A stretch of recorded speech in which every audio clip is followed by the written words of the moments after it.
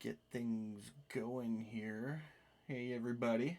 Welcome to D&D, continuation from last week because we are missing Brad and Becca. So we're doing the Rick and Morty versus Dungeons and Dragons box set. And we've got Katie and Mike with us here this week, joining Jeremy and Pam from last week.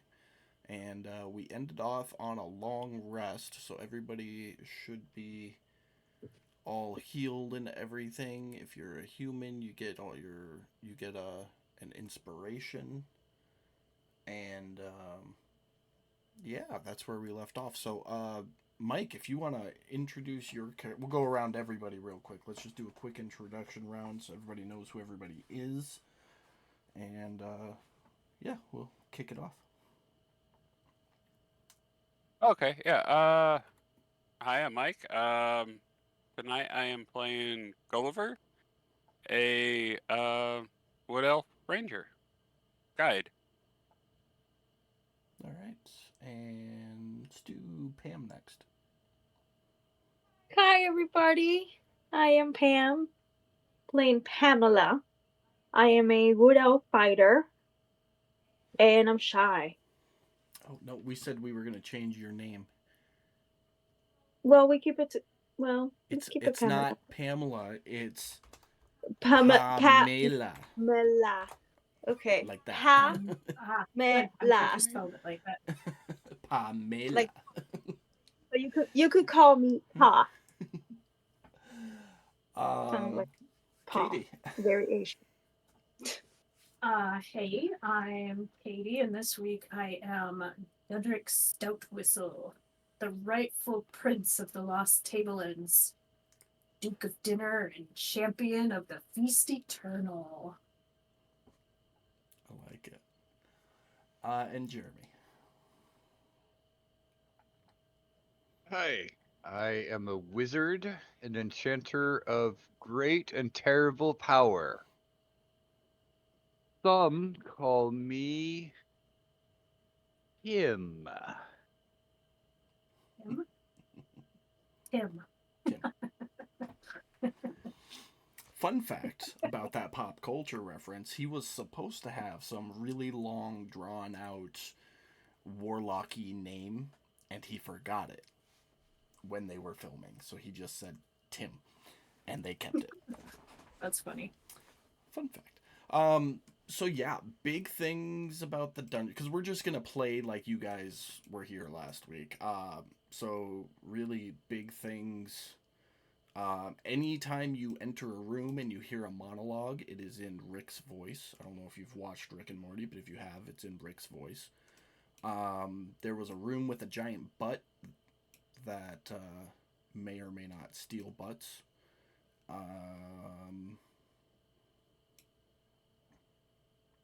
And Mr. Meeseeks are annoying as hell. Oh my God! Please stop saying that. Avoid them at all costs. And I think that's really it. If there's anything, if you guys go back to a room you were previously in or anything, I'll fill you in on what happened in that room as we go.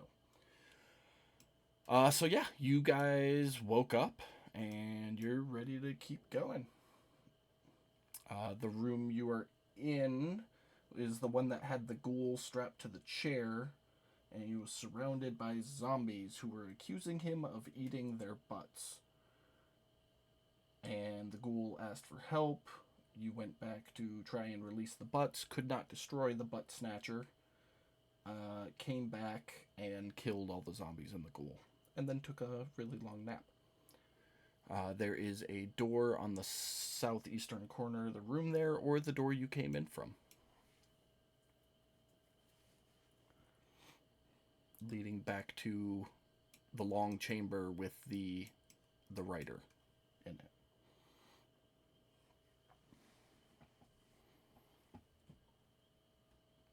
What's this raven? It's Tim's familiar. Gotcha.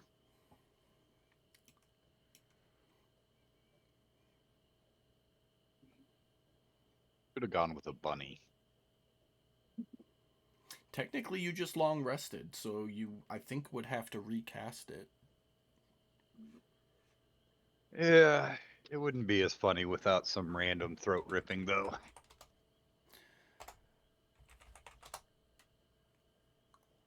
I don't have it here. Yeah, and familiars can't attack. It's unfortunate. So, but all right, you guys get up, pack up, eat a quick meal, and where are you heading?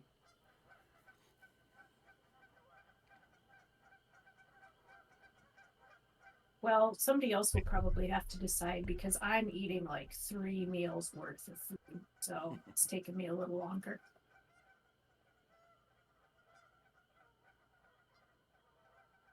I say we go this way.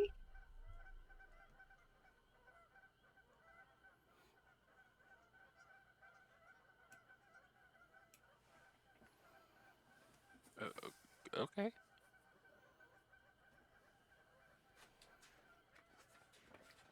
All right.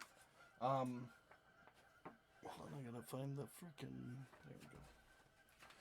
Bear with me when you guys transfer rooms because I'm working off a hard copy of the book.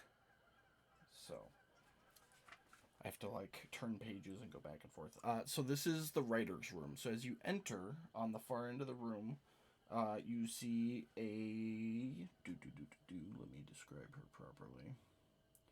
A stressed-looking lady seated at a cheap desk, writing furiously on paper. Anytime you move towards her, the room seems to grow, making her farther away from you. And as you guys found out last week, if you try to walk directly towards her, she will write traps into your path.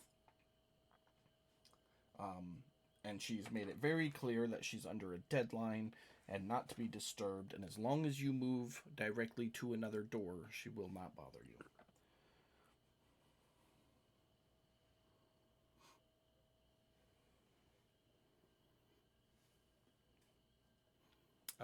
Pamela, it looks like you're leading the way, so. Okay. Can I let's see, hold on, let me make this much bigger. I wanna keep going this way. Okay. So the rooms you can see, I've got them opened up, so you can see which rooms you've been in before. Yeah. And where that the 15-foot cube is, that's the butt snatcher. Yeah.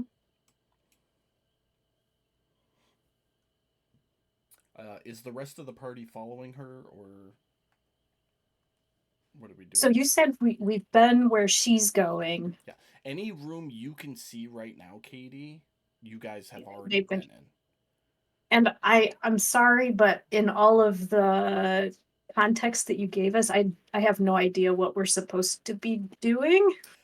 Oh, Still? I'm sorry. I completely forgot. So you guys were beginning a career as adventurers, and an individual you know, an older drunken man named Rick, told you he knew about a dungeon that would get you a good start off and led you here.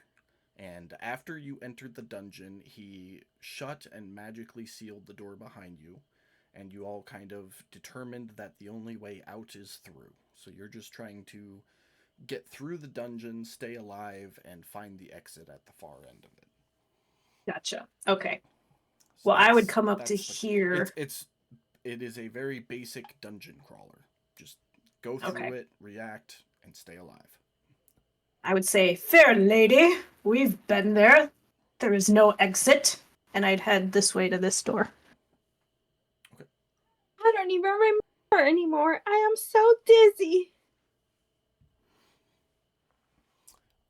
And I do the dramatic, like, put my hand on my forehead, like, Okay, let's Are go, let's go. you opening the door? Yes. Okay.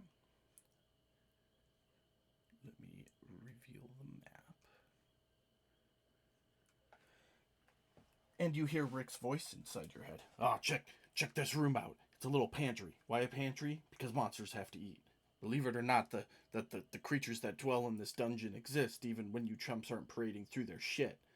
The room reeks of vinegar. Shelves line the walls on either side of you. They contain oversized pickle jars, which probably accounts for the stink. Most of the jars are filled with just brine, but a dozen or so still contain enormous pickles, nearly 2 feet long. The jars are wider than the shelves, so they stick out over the edge. Also, there's a 10-foot ladder blocking the middle of the pantry, leaning against one of the upper shelves. Excellent! A pantry! And I would enter, and to the closest pickle jar, I would spear it with my spear, trying to get a pickle. Okay, so you go to like grab a jar and open it and No, I don't. Nope, I don't open the jar. Okay. I spear through the jar That's what I to was get to the checking. pickle. Okay. Yep. Give me 1 second here. Okay, beautiful. Just read the room real quick.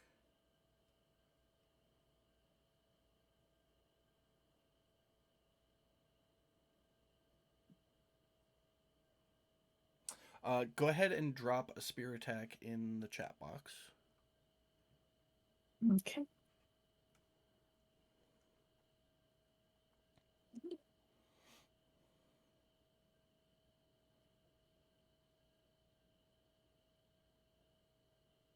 Beautiful. And roll damage.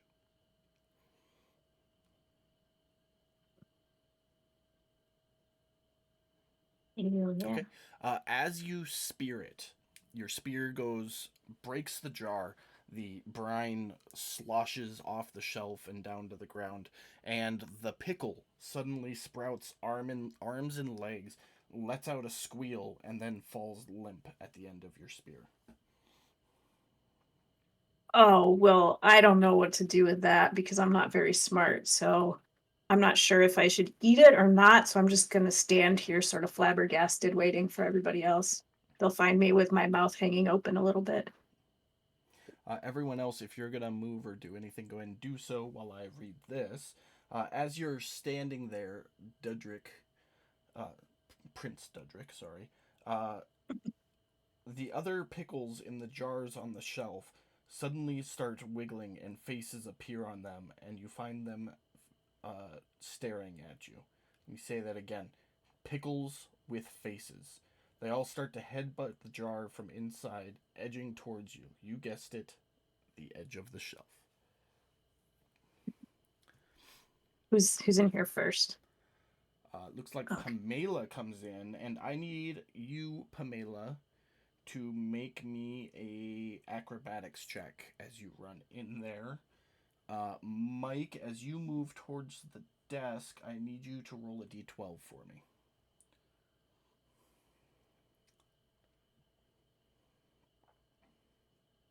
I just want to be clear. I am not approaching her with Mike.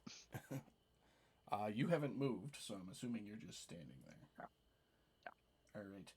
So, Mike, as you start moving closer to the desk, a magic orb appears, buzzing around the room and flashing psychedelic patterns that begin to freak you out. I need you and Tim, because you're both still in the room, to make me a wisdom saving throw.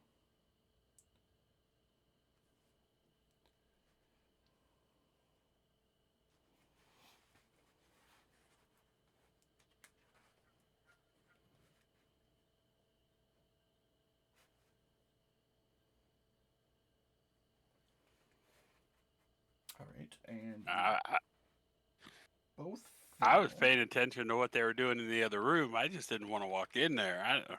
I just bumped into that fucking desk. Shit. Okay, so you're not moving towards the desk. You just didn't want to go in the room yet. Right. Okay, so that changes things. Because she'll let you walk to the door, she just won't let you come towards her. So there, you're out of the room. So, forget all that. No orb. Pamela, That's a plus. you try to agilely sneak your way, or not sneak, but avoid your way into the pantry. Your elbow ends up clipping one of the pickle jars which falls off the shelf and shatters, and there is a arm and legged faced pickle now there. Everyone go ahead and roll initiative for me.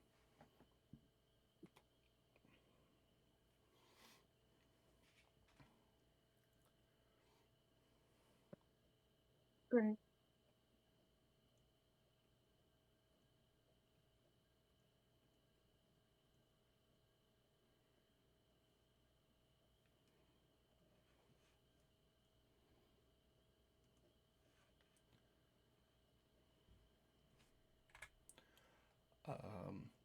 Gulliver, what are you doing?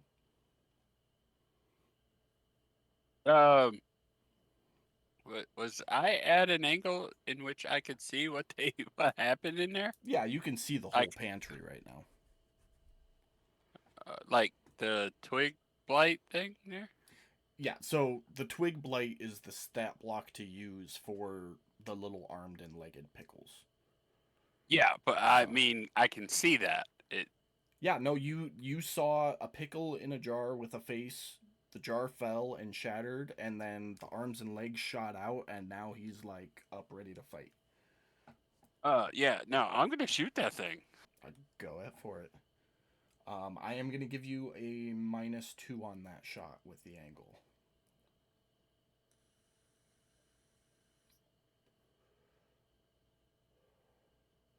That'll hit. All right.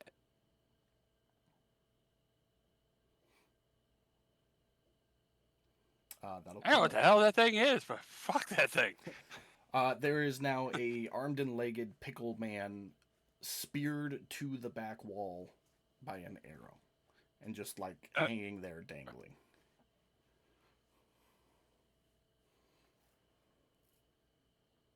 Okay. Yeah, I'm just gonna hang out here and figure out what the group's doing Okay. Dudrick. with what a are you doing? quizzitive look on my face. Yeah, don't forget that. Seeing how absorbed in the pickle on the end of my own spear I was when Pamela flipped the other pickle jar, did I notice?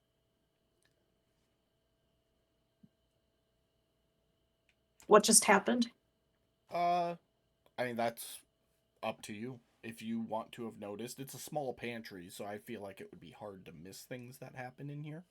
But I will Okay. leave that entirely up to you as far as how involved you were with the little All spear right. pickle man on the end of Well, your spear. I will just roll a perception check. Okay, we'll call it I guess a DC 12. Just whether or not you 13. noticed. Yeah, so you would have noticed So that. I noticed. So I'd shake myself out of my my stupor there, and I'd try to fling the pickle off of my spear. Okay. Noticing the other jarred faced pickles trying to hobble their way off the shelves, I will yell at them, "Stay where you are!"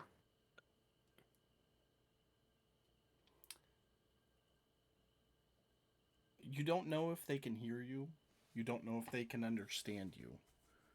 But you do know that they didn't listen to you as they continue banging their heads, causing their glass jars to inch closer and closer to the edge of the shelf. Okay. Do I have an action left? Yeah, you still have everything left. Okay. So, My other question is, do I need to put these effects, like brave and nimbleness and stealthy on myself? oh, those. I missed those. I got you. Just go ahead and end Okay. your turn. Okay. Then I guess since it worked last time, I'll go ahead and try to spear another pickle jar. Okay, go ahead and in the chat block again.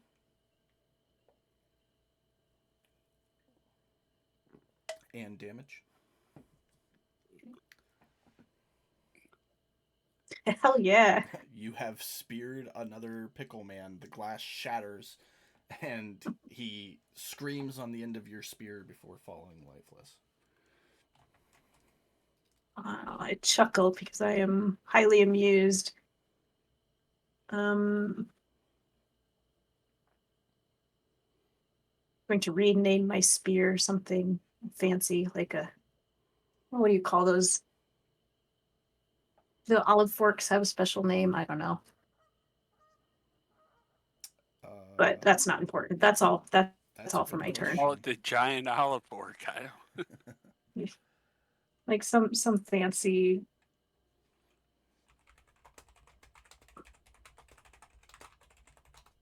Utensil. I'll look something up. It's commonly called an olive stabber or a cocktail fork. Well, I will be renaming my spear the cocktail fork. Okay. So that's your action this round. What else you got?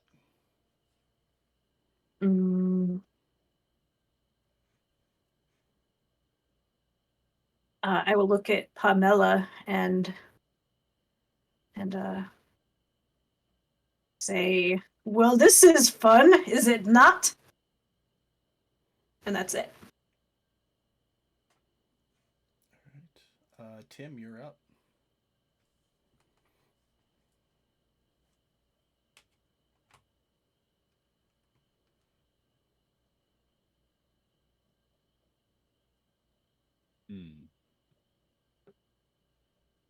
So, just to make sure I understand, there are shelf lined with jars full of pickle people that are all trying to escape their jars. Yep. Mike, I think you're muted. No, I didn't say anything. Oh, okay. I'm just It's nodding. just force of habit. Yeah. Um,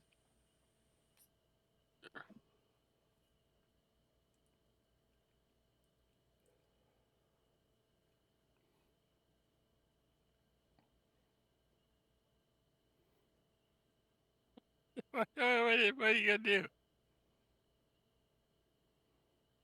it seems rude to try to shut the door and just back away.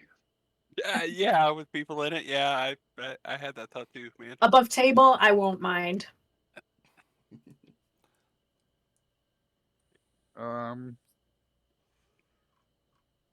see if I have anything that.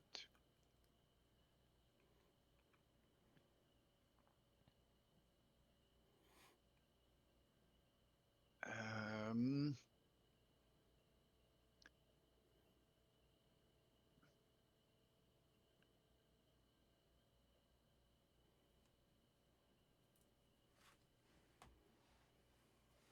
I would like to use acid splash. Okay. See if I can take out like a whole shelf full of them. Fair Or enough.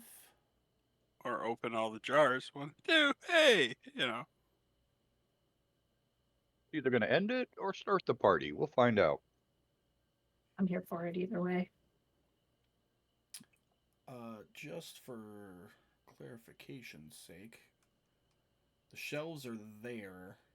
You can avoid hitting Pamela, but you can't avoid hitting Dudrick.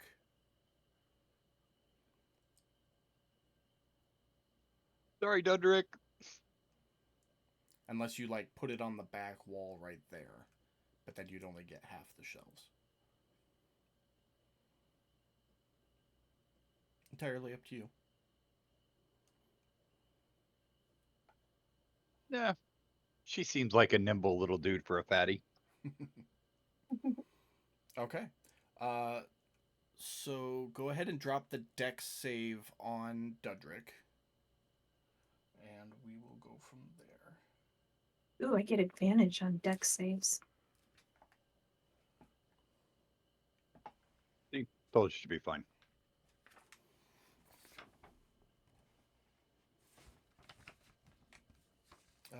Yeah, Dudrick succeeds. Beautiful. So you 1 second. Okay.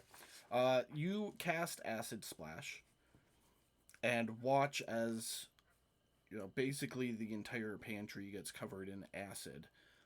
And the pickles are unaffected as they are protected by glass, which commonly stores acid. And Dudrick nimbly, ooh, ooh, ooh, misses the splashes as they explode. Oh, the jars explode? No, as the acid, Oh, okay. bursts from the explosion point. Well, that was a particularly nasty pickle. Anything Does else it- for your turn, Jeremy? It did Does it nothing do to anything to the wooden shelves? They are sizzling. No, that's it for me. All right. Anything for your raven? He's just gonna sit on my shoulder, shaking his head. All right. Pamela. Alrighty. So I'm gonna respond to Dodrick. Hella fun. Fuck this, and I'm gonna go. I'm gonna go. Where are you going? Where's the next closest exit to me to get out of this room? On the other side of Dudrick. Let's Unless you go. want to go back the way you came. No. Okay. Roll an acrobatics check for me.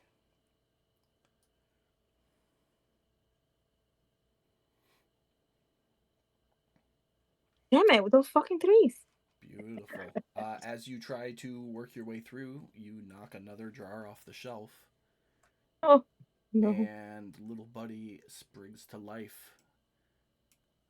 It is still your turn. And you haven't left the room yet. You're standing in front of the door. So you still have action, bonus action, all that if there's anything else you want to do, or if you just want to open the door and keep running. I'm open the door and keep running. I'm out. Okay. Peace. Give me 1 second.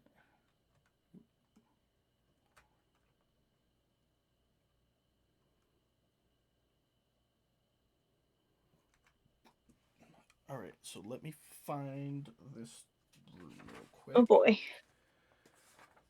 Right.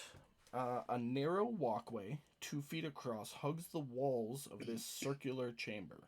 Beyond the edge of the walkway yawns a nasty 20-foot deep pit, evidently a trap that succeeded with its intended purpose. An attractive young woman in wizard's robes is impaled on a nasty-looking spike at the pit's bottoms and gasping for breath. If she's some kind of illusion, she's a convincing one. So as you enter this room, are you going to keep walking? Yeah. Okay, so you can get right up to the pit's edge with your movement speed. You see this spike pit. It's already been activated. There is a woman wearing what appears to be wizard's robes at the bottom of it, gasping for breath as she's been impaled.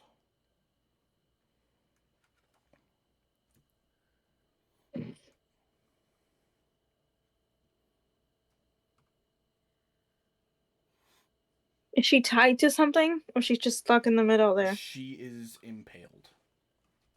Completely. Like she has a spike through her chest and she is gasping.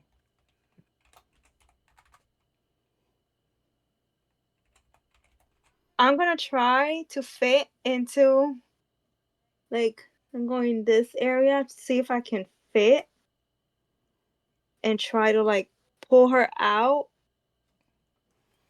Okay. I'm gonna try. It probably won't be possible because I'll be hurting her more. But I'm gonna try and see if I can pull her out of here. I'm looking at how deep the pit is. Give me 1 second. Yeah.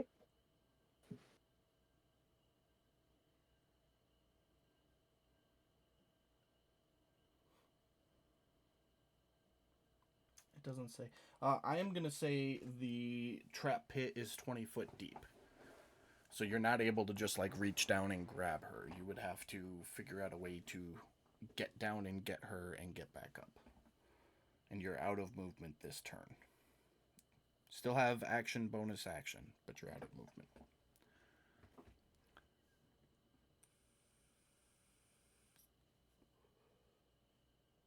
Give me a second.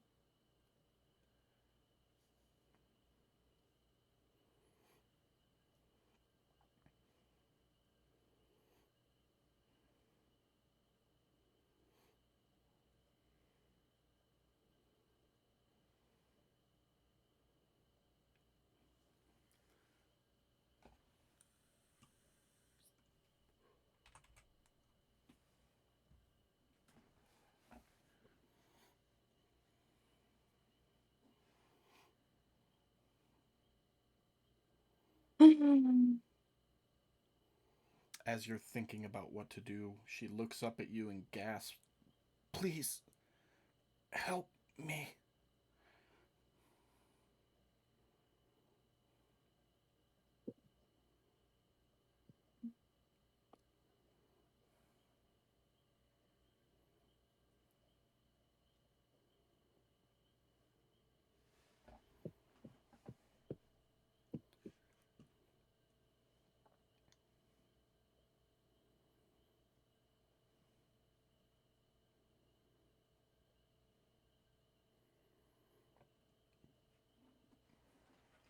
What are you thinking, Pam? I want to go down there, but I don't have any more movement. So you'd have to Anything wait till that- next turn regardless, and that'll give you time to think of how to get down there safely. Yeah, because I was thinking of throwing something at her to use, but she can't move too much, so throwing any weapon to her is not gonna really be any helpful at this point. So yeah, no, never mind. Sorry. I'll No, it's all stay good. here. Try look through your inventory until your next turn. See if you have anything that might help you get down a 20-foot hole. Yeah. Yeah, I have a rope I was using to go down with that, but we'll deal with that later. With that, the pickle that you knocked loose has sprung to life and is up next. He's going to lurch at Dudrick with his claws, missing the first time, and hitting the second time. Katie, I need you to roll a D100 for me as you take 4 points of damage. 26. 26. Okay. Nothing happens. Gulliver, you're up. All right, so let's see. All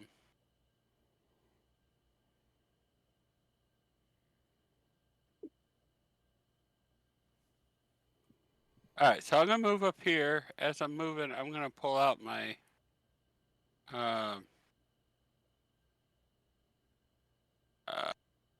scimitar. Okay. As you do that, go ahead and make an acrobatics check for me. Okay. So try to nimble your way through the room carefully. 11. All right. You also manage to knock a jar off its shelf, freeing a second pickle.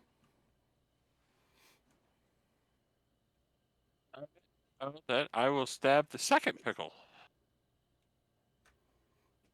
All right, go for it. Oof.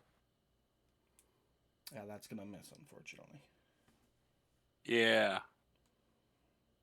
Yeah, I probably swung a little high. All right. They're little guys, so.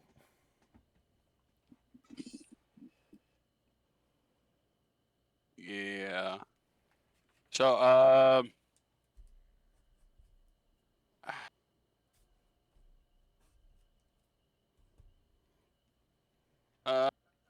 yeah, I guess I'm gonna stay there and square off with the little pickle. Okay. I was gonna run through and just stab the one that was there, but All right, Dudrick. As the pickle clawed me, I will yell indignantly. This pickle has a stem! Gross! As I rage. Because I am very offended by poor quality pickles. Okay. You have to drop the little purple button onto your character as well. Okay. Make sure you get all the effects.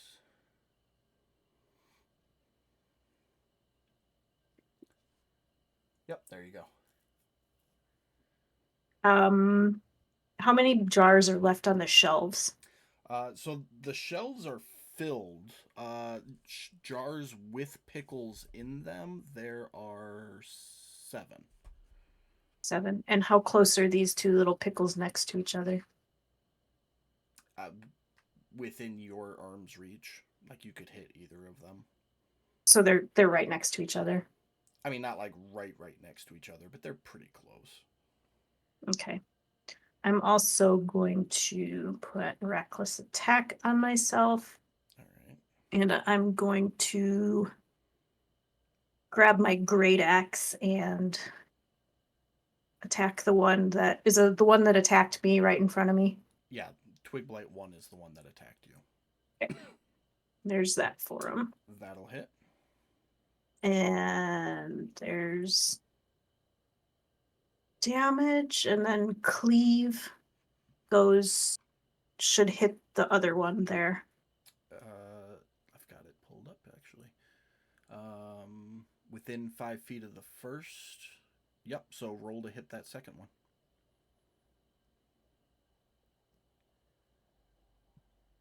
That hits as well.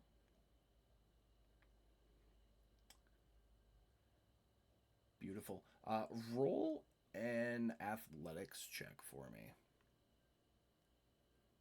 Yes. My one skill. I don't know why is. Wow. You know what's beautiful about that? I set the DC at 24. To see if you hit any of the other jars while you swung this great axe across the shelf, severing 2 pickles in half. But your prowess when you are upset about your food is so spot on that you completely missed all of the jars and the shelf and only cut the pickles in half. Yes. Are they cut cleanly in half? Oh, they I are. hope. They are clean in half. It's like those scenes from the sci-fi movie when people get split down the middle from head to toe, and they just kind of sit there for a second, and then the top half of their body slides off before their Love legs it. collapse.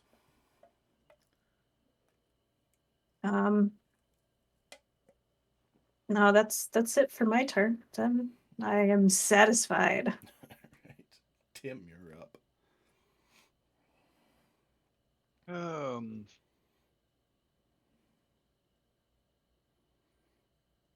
I guess I'm gonna walk into the room and will follow them as they leave, assuming they are. Beautiful. As you make your way into the pantry, make a acrobatics check.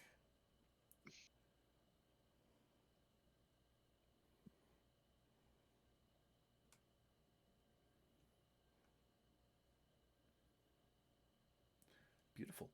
You step into the pantry, and your raven becomes excited by his reflection, pecks a jar, causing it to fall to the ground, releasing another pickle.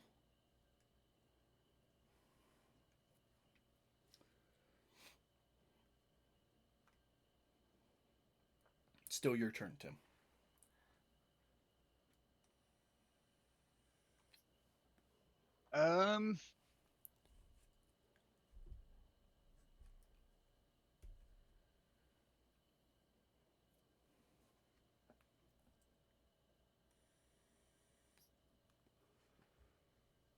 That hits.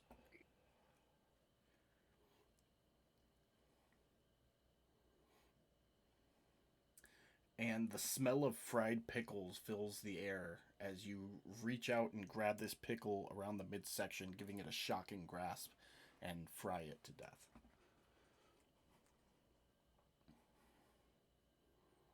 Nice. Is that it for you? Yes. All right. We are up to Pamela. Okay, so I'll use my rope, Okay. throw it, and see if I can, once she's holding to it, I can pull. She just wanted to hold on to it. Yeah. Okay. She grabs onto it, and you begin to pull. She screams in agony as you slowly. Oh, I need you to make a strength check. I'm sorry. Okay. But she screams in agony as she holds onto the rope, and you start pulling her off this spike that's impaling her through the torso. But you manage to get her free and up onto the little ledge beside the pit. Perfect. That will be your action for this round. Okay. Anything else you would like to do?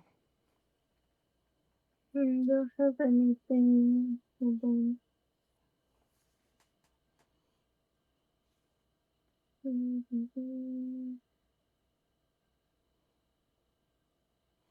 You're sitting there looking at her. She has probably an 8 to 10 inch in diameter hole through the center of her chest.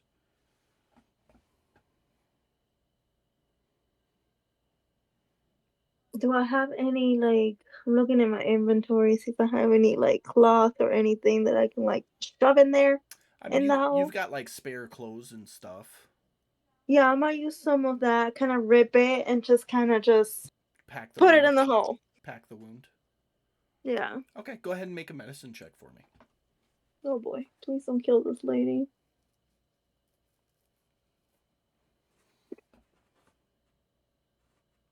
Beautiful. You pull out one of your older shirts that you don't really wear anymore. You just kind of keep it around just in case. And you start just packing the wound, stemming blood flow. And it seems to help. Okay, At least keep her from continue bleeding out. perfect. Anything else for your turn? No, I'm just gonna say, here you go. Try to not move too much and just rest. Take it easy. All right. At the top of the round, give me just a second.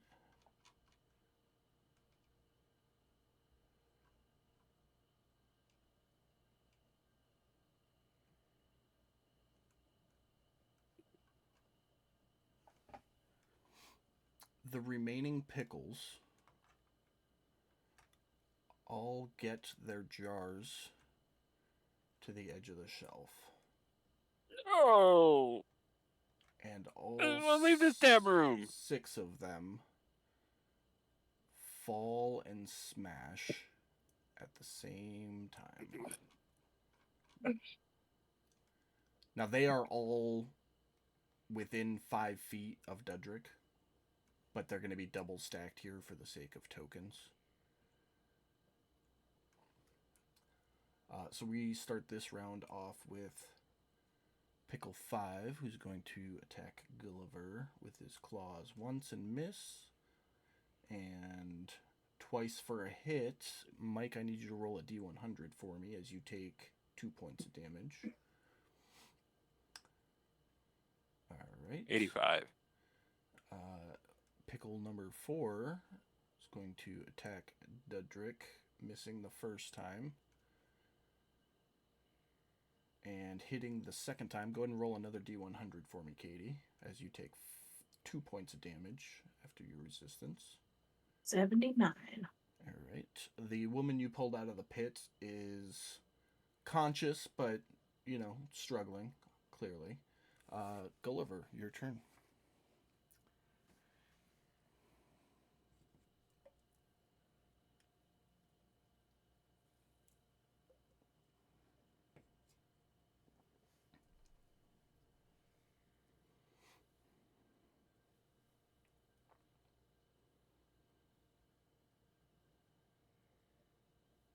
That's you, Mike. Yeah, let me not mute myself.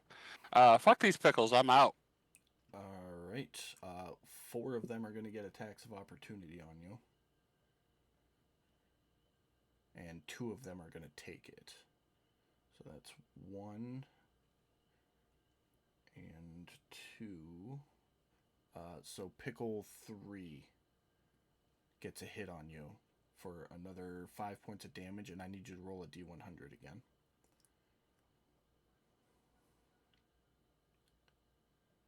$16. Beautiful. As you run away, you have visions in your head of the pickle lycanthropy horde, and you know deep within your soul that you are cursed with pickle lycanthropy. Oh, Jesus. Hey, this is in the book. I'm not making it up. Pickle lycanthropy. Anything else for your Okay. turn? Yeah, I'm gonna finish the rest of my movement and just move down here around the pit. Okay. Away from the fucking pickles. All right. You see a door down that little hallway there. Okay. As well as the other door on the southeast corner of that room. Can I notch an arrow towards the door I just came out of, and if any more pickles come out, I'm gonna shoot it. Yeah. Sounds like a game plan. All right. Dudrick, what you got?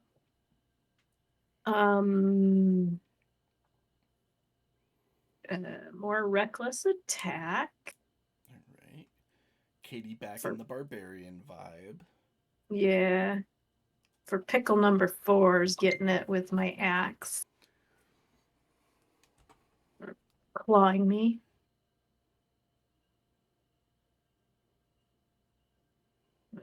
There's That'll those hit. hits. All right. And then And you get the which cleave. which one's standing next to it? Number 6 will be right next to it. So the one right next to you. Okay.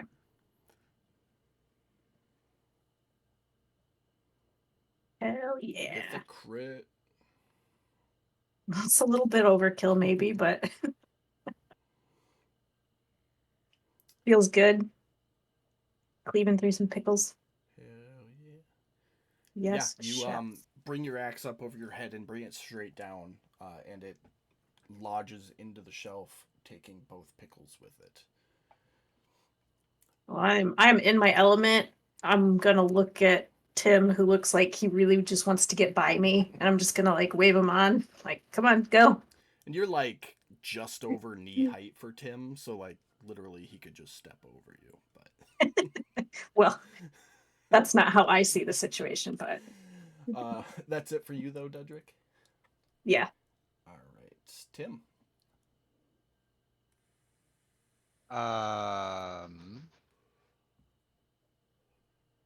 Tim is going to step over here. All right, give me 1 second because there's going to be one attack of opportunity, which misses. So go ahead.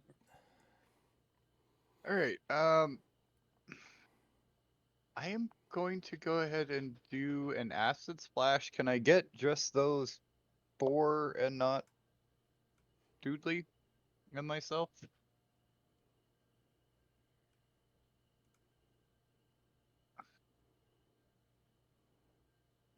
Yeah, I'll give it to you. All right. Now that you can see the back wall. Whoa. What was that? I think it rolled twice, but the second one came out better for you. 3 failures and 1 success. Let's go ahead and roll damage.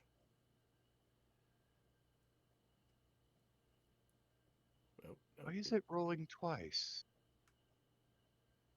Do you not Are have you to clicking double twice? click anymore? No, you don't have to double click anymore. Oh, okay. That All explains right, a lot then. so Twig Blight 1 would have been the only one who survived that. So 5 is gone. 2 is gone, and 3 is gone. So that's the effect of your acid splash. Okay. And then me and Nevermore are going to run. All right, that it for you? Yes. All right, Pamela. I'm gonna keep going. All right, roll another medicine check.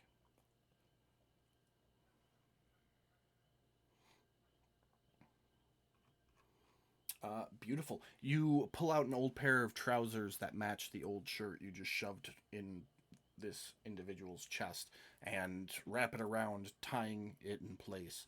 And she manages to sit up, albeit having a hole in her chest, and struggles with a thank you.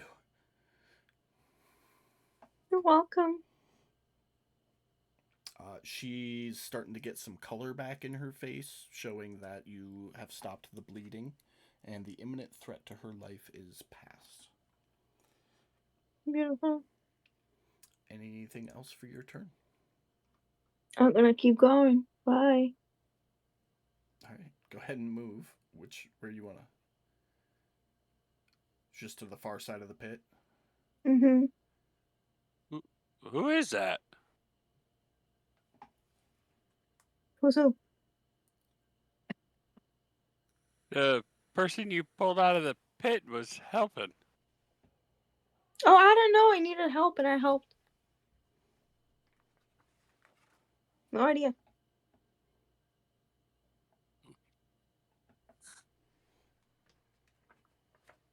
Oh, okay. Yeah, yeah.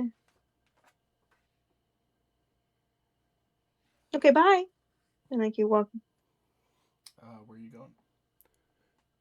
I don't know. Is there something there I can't see? There's a door. There's 2 doors in this room. There's one behind Mike, or behind Gulliver, and there's another one right there. So left or Okay, right? so I'm going to that one. Yeah. This Right? one. Okay. So that is 25 feet of movement. You open the door, walk through. That's all of your movement to get to the next door. Okay. Anything else for your turn? No.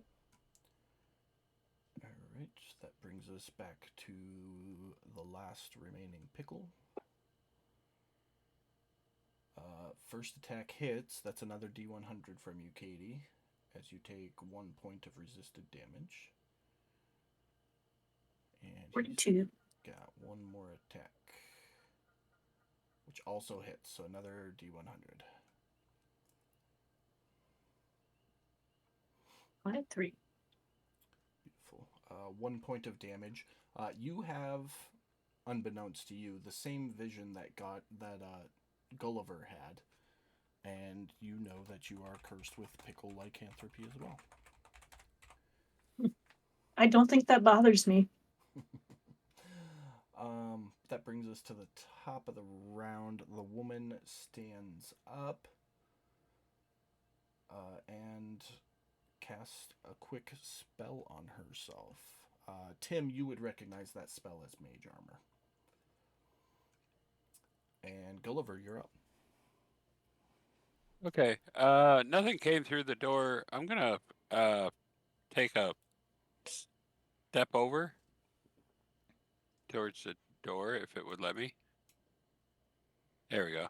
And just push that door open if I can, or pull it open, whichever way it opens. All right. Let me read here. Make sure I got the right room. About table. What are we doing in here again?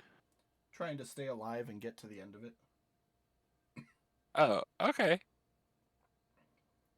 Well, then Hold on. then in that case, I'm reading the right room here. Okay. 6 orcs kneeling near the south wall of this room are busy stuffing various goods inside sacks and crates. They grunt to each other every so often and occasionally show off an object such as a vegetable or a sock to approval of the other orcs around them. They pay no attention to you as you open the door to this room. Wait, there's orcs in this room? There are 6 of them. I'm working on getting them on the map right now. Oh. I'm in 6 orcs in that room. Oh, that's not an orc.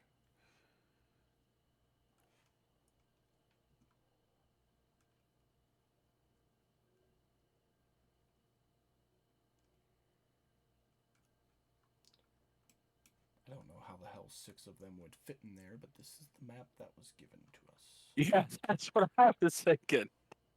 How in the hell did you get 6 of them stuck in that corner? This is a 2-scale map from the book provided. So, I'm just working with what I paid for. There you go, 6 orcs. But yeah, they seem to pay no attention to you as they sift through stuff. I'm gonna slowly close the door as quietly as possible. And just screw that. Okay. Yeah, no issue. You shut the door. I'm gonna go. I don't think that's the way. And then I'm gonna join Pamela over here. Okay.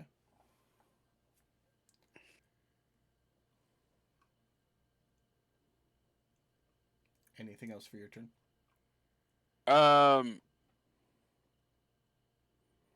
Nah. All right. I know I don't want to deal with orcs, and I saw Tim come through the door, so I ain't worried about pickles. At this point, all I'm worried about is becoming a pickle at some point. Other than that, no, I'm good. All right. Dudrick, you're up. All right, let's do another reckless and attack on this pickle.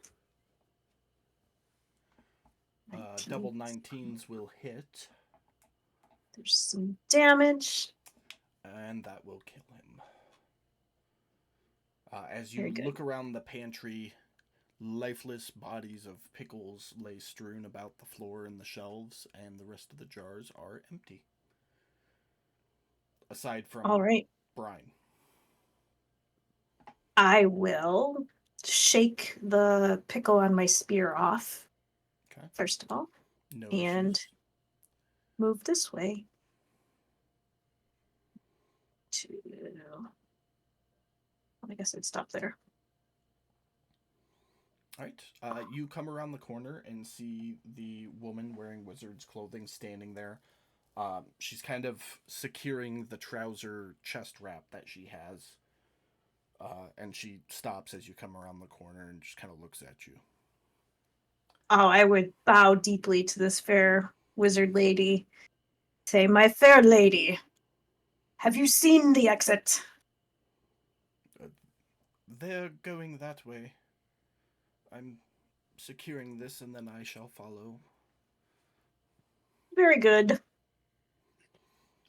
I can move 5 more feet, but I'm not going to. We are going to be out of initiative order now. Okay. At least for the time being. So, Pam, unless anybody had anything else you want to do before Pam proceeds, speak now if you do. Oh, I think I'd introduce myself as Dudrick Stoutwhistle, the true prince of the Lost Tablelands and newly brined member of the Were Pickle community. No, that is quite the title. A pleasure. I am Glizliglas, a wizard in training, I suppose, is the only appropriate way to introduce myself. I seem to have fallen in a pit, as you can see. Oh, well, let's keep that from happening again, shall we? That would be much appreciated. I just want to leave this dastardly place.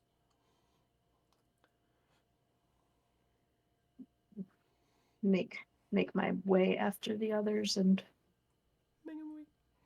glizzle Gus. All right. Tim, you up to anything following? Yes, I'm following behind, but I'm keeping a close eye on the wizard. Because frankly, the beautiful but worthless position has already been filled, and that bitch is not getting it from me. Fair enough. We will jump over to Pamela as she opens the next door and enters.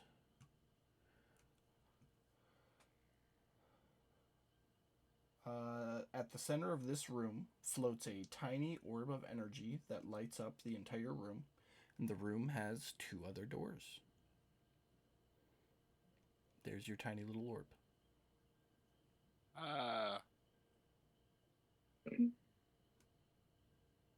Okay. I'm gonna try entering the room, try not to touch the orb, and go around to make my way up this way. See what's behind that door. Okay. That door does not open. Huh.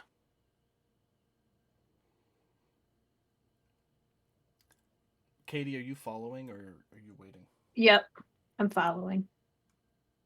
Okay. Glizzlagub follows as well. And Tim, you said you were following her, correct? Yes. Beautiful. So Gulliver, I have to keep looking at your token for your name because I keep wanting to say Godric. As you go to check that door and realize it doesn't look, you look back just as Tim is crossing the threshold into the room, and when he does so, the door slams shut. And you all kind of stop and look around. And as you look around, the three doors to the room disappear, and the walls are all suddenly covered with identical doors. There's 12 of them total.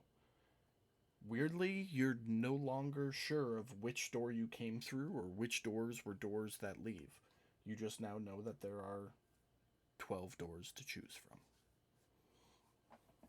Can I backtrack and ask if I can keep, even though we're out of combat, keep bonus actioning my rage to keep it up? Does Good that for 10 minutes. cost? It's a bonus action if there's no attack or being attack. So that's every 6 seconds you would have to bonus action. Okay. If you're not attacked or attack something. And I'm just Well, that's checking. her secret. She's always mad.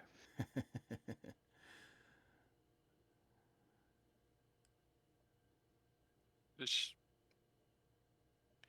Give me one. I'm just reading this to see.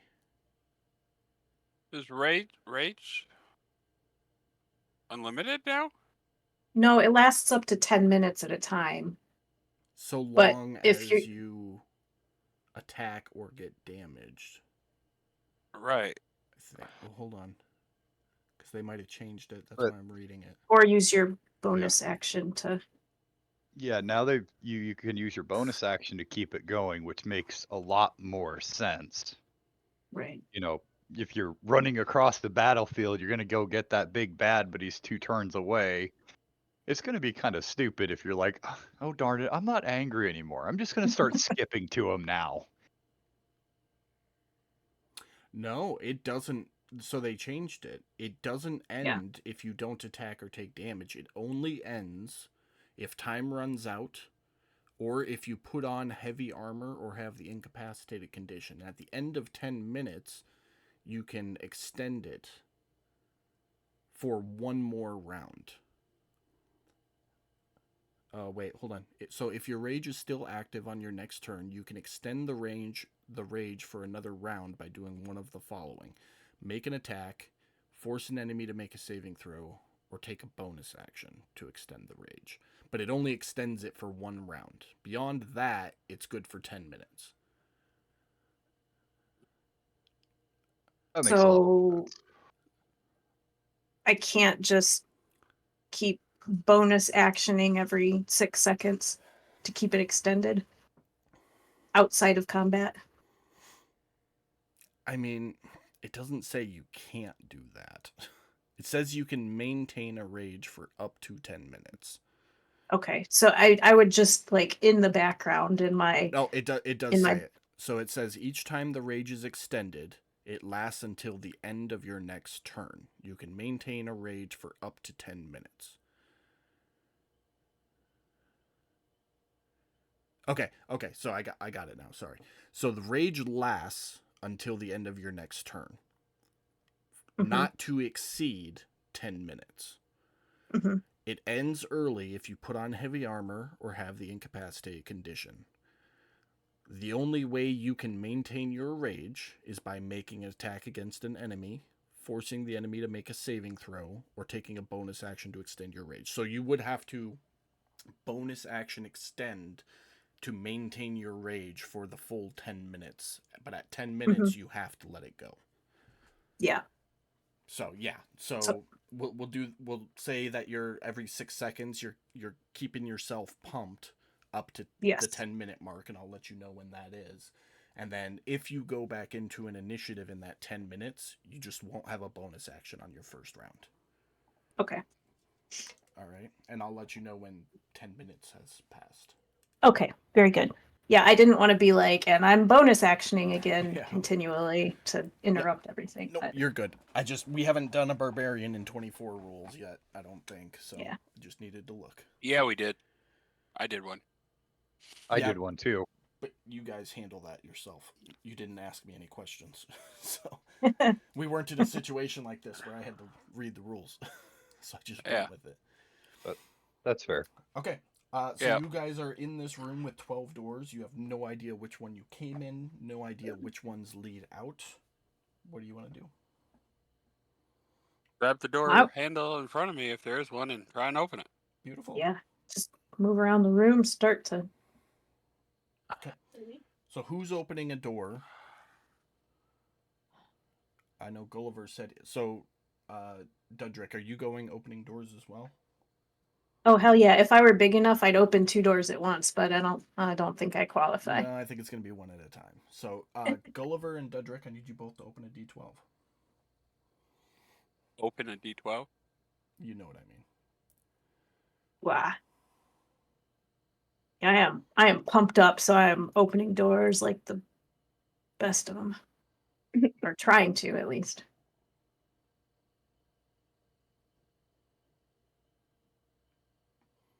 Okay. You both open a different door, ones that are right next to each other, and they seem to lead to a room that looks exactly like the room you're in. Screw that. Leave the door open, go to another door. Okay, roll a D12 again.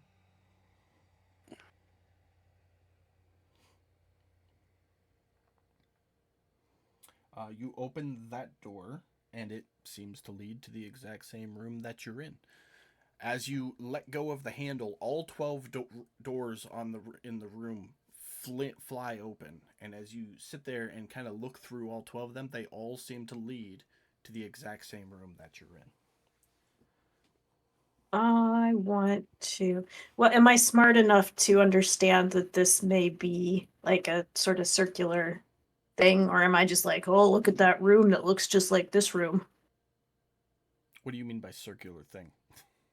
Like a trap, like I'm going to step into the room and it's the same room instead of a room that looks like. If you Can we weren't see ourselves if you weren't in the other room? raging, I would say maybe, but you're raging right now, Katie. So Okay, no, that's fine. You cannot see yourselves in these rooms. It's just a very similarly shaped room. Well, I would 12 go doors. through into the room. Okay. Is there energy orbs still there? Yeah. Katie, are you going through the one that you opened? Yeah. Beautiful. As soon as you walk in, you notice that the air tastes like lemon, but smells like lime. Everything else is exactly the same. Well, that's. Are there 12 doors in this room? Yep, they're all open and all seeming to lead to the exact same room. When you look back through the one you just walked through, your companions are still standing there.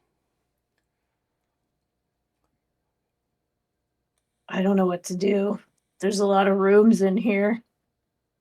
Screw it. I'm gonna examine the energy orb and look at him and go, you know anything about these? Okay. Anybody who As wants I- to examine it can make an Arcana check.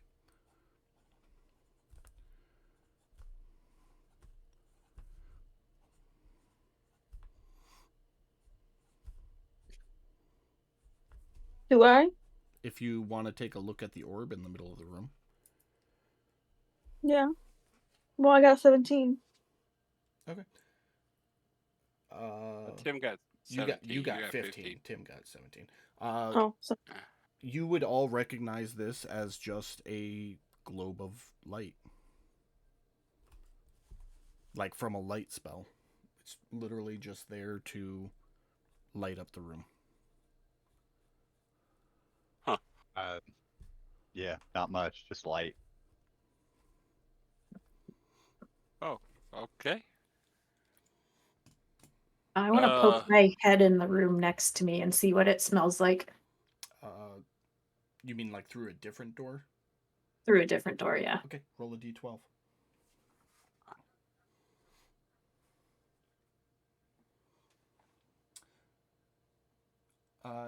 It smells normal, and when you kind of chuckle to yourself, your chuckle sounds backwards. Oh dear. It's like instead of it's Uh, Ah. Okay. Screw it, we gotta get out of here. So, let's follow the little one and walk through the door where Dudrick is. Okay. Katie, did you go through that second door, or did you just stick your head in and then come back out? I just stuck my head in and came back out. Okay. I'd see whoever was coming up behind me. I'd thumb to that door. It's backwards in there. And then I'd try another one. Okay. Walking through. Sticking my head through first. I'm very smell motivated because that's sort of food like. Okay, roll a d12. 7.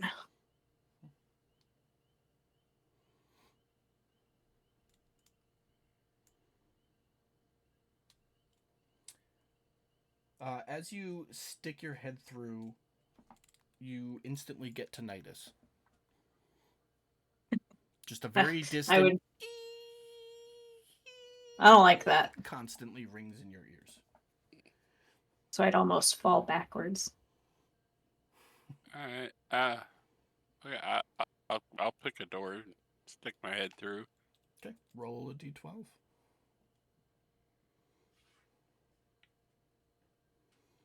The second you stick your head through, black licorice fills your nose. The smell of it. Oh, Jesus, no! Oh, God, no, not God, that's black licorice. I don't like that. I'd scramble past him into that room. You walking in? Oh yeah. Beautiful. The second you walk through, black licorice fills your nose. You start sniffing the air. You notice that it's coming stronger from the walls. You sniff the wall smells like black licorice. As you lift your head away, you notice that the smell of black licorice is coming from you. You sniff your shoulder, your sleeve, your spear. Everything smells like black licorice. I'm gonna taste the wall. It tastes like rock and dirt. No, I'm gonna yeah.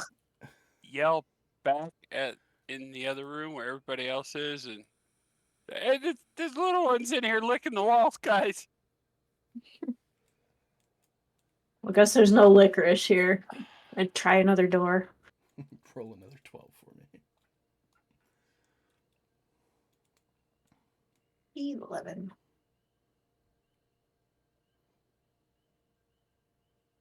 Are you walking in or just sticking your head in? I'll just walk in. Okay.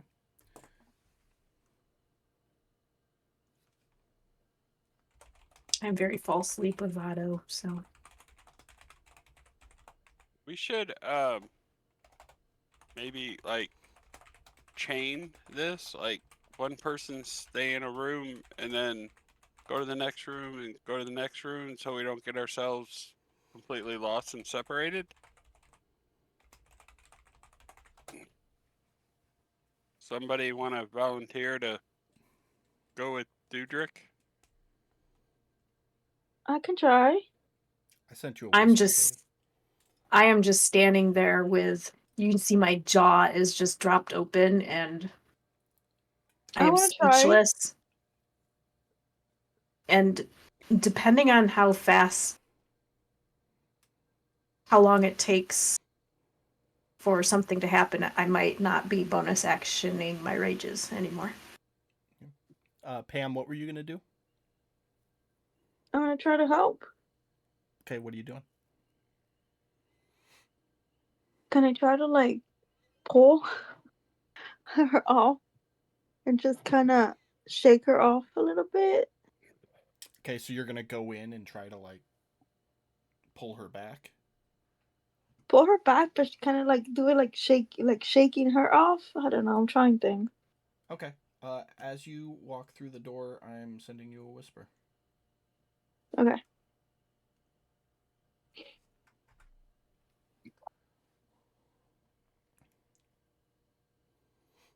Oh God, no. So you guys, the rest of you, just hear Pamela through the door just go, "Oh God, no!"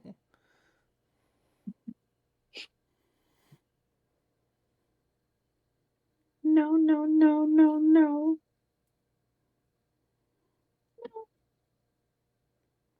All right. Well, Dudrick, see, you can find another door with food, I guess, if that's the route we're taking. Food. Yes. Shake myself off. Uh, Picking up what you were putting down, Katie, I would venture to say you were dumbfounded long enough your rage wore off. Yeah, I figured. So I'd open the next door.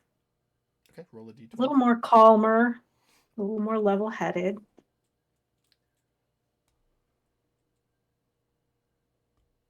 Okay. You walk through. Make a perception check for me. Okay.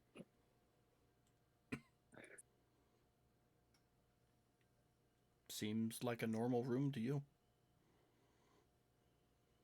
This one's boring.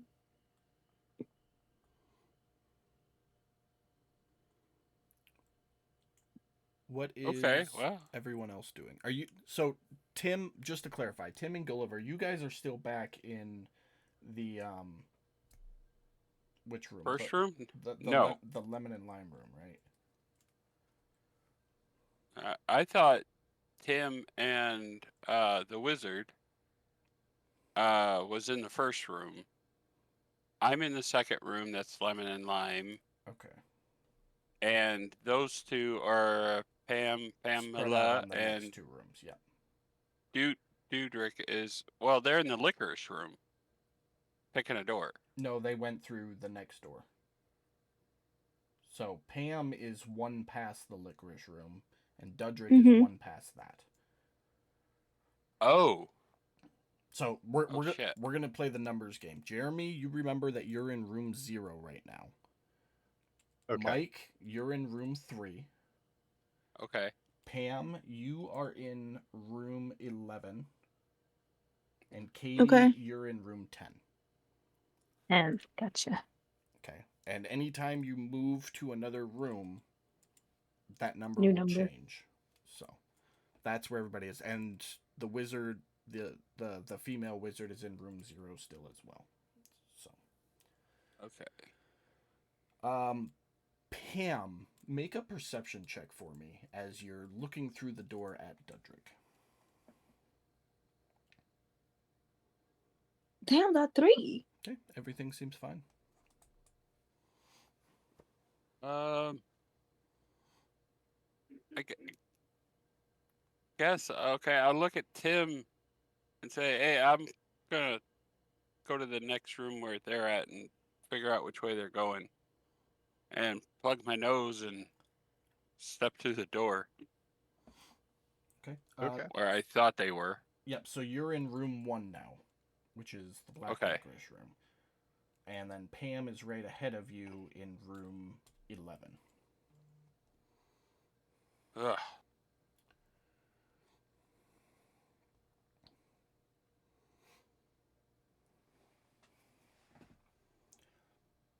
Well,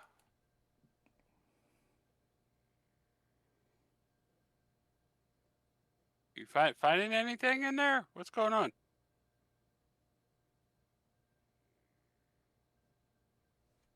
I just shrug. Continue on my search. I'm Make it- still traumatized. roll another d12.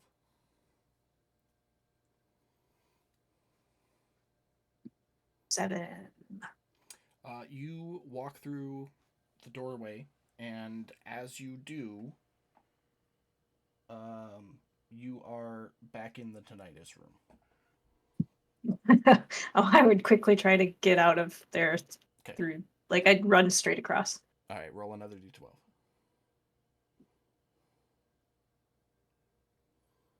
Beautiful. As you pass through this archway, Gulliver appears in front of you, and you are back in the black licorice room. He might get run into, depending on where he's standing in the room. Gulliver, make a dexterity saving throw. See if you can get out of the way.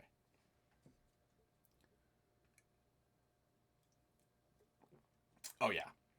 Yeah, you see Dudrick coming through like a bull, and like a bull tamer, whatever, you like spin and twirl out of the way, and Dudrick just skids to a stop.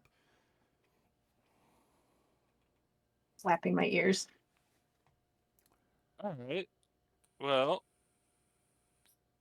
being that you went through that door and you came through that door, because I'm assuming Dedrick came through a different door. So Dudrick was 2 rooms in front of you. Like, you could see Pamela, and then beyond Pamela, you could see Dudrick, and you saw Dudrick walk through a doorway, and then take off running, and end up back in the room you're in. Yeah, but not through the door I'm looking through, right? Yeah. Different door? Mm-hmm. Okay. So I'm going to yell out, I don't think it matters which doors we go into. We just got to start going through doors. With that said, I'm just going to grab a random door and start walking through it. Okay. What's Yeah. everyone else doing? Sounds like good instructions to me. Okay. Is everyone following, or? I'm following. So we're all going together. No more Yeah. room 0, 7, 8, 6, whatever. No, it's just take a random door and go, because apparently they're all connected. Yeah. Because So I just watched. It sounds I like just everybody's watched Deirdre following go you, through. Mike. So go ahead and roll me a d12. Oh, okay. 4. Nothing seems to be going on. I'm gonna just keep walking, grabbing doors, and Okay, roll another marching forward until something changes. As you all enter this room, you are all overwhelmed by the certainty that squirrels do not control this dimension. I'm less overwhelmed because I already knew that. Yes. Pamela is shocked. As you step through the doorway into this room, you find that you're incapable of moving unless you dance. Oh boy. So you I'm dance. not moonwalk to the next door. Hey, that's a dance move. It works. Yeah. Good thing I'm definitely a noble that knows how to dance. So if you want to declare what your dance move is, feel free. I'm Some booty sort of dancing. That's Hoity like toity ballroom. It's like the 12-year-olds trying to imitate Michael Jackson moonwalk, but it gets the point across. Eh. Go ahead and roll your next 12.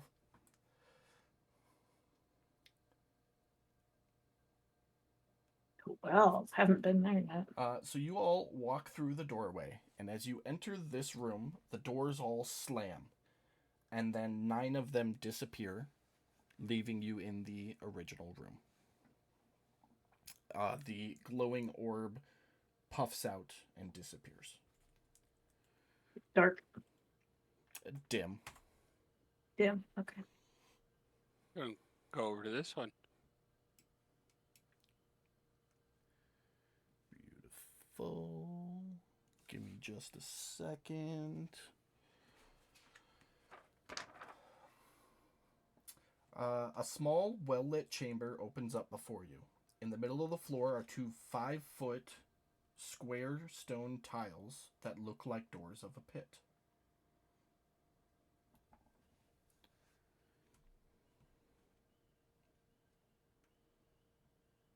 So let me put those.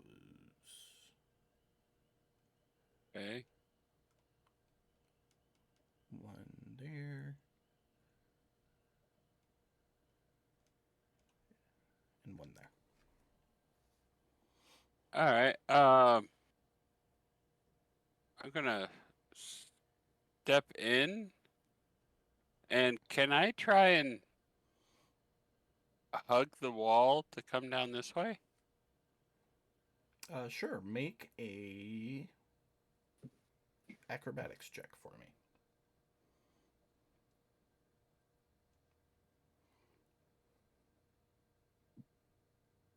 Yeah, you skimmy around the little stone tile and get to the south end of the room. All right. Yeah, I'm gonna mention something as folks are, hey, I see another door. There's some funny looking tiles down here. I don't know.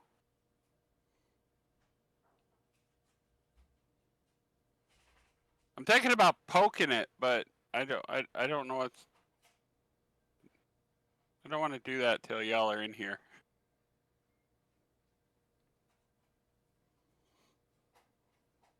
Well, I would trundle my way in. You all see these stone tiles clearly when you enter. I'll scoot over a little bit in case anybody wants to I'll come squeeze down in. there. Yeah. Being small, Katie, you don't need to make me a check as you move around the tile. Okay.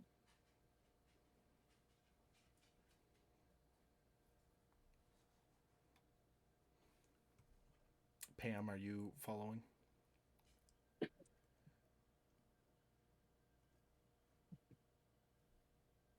Pam is away from the computer. Pam, are you going Okay. in the room? Yeah. Okay. I heard you in the kitchen. about so I'm Tim? gonna go.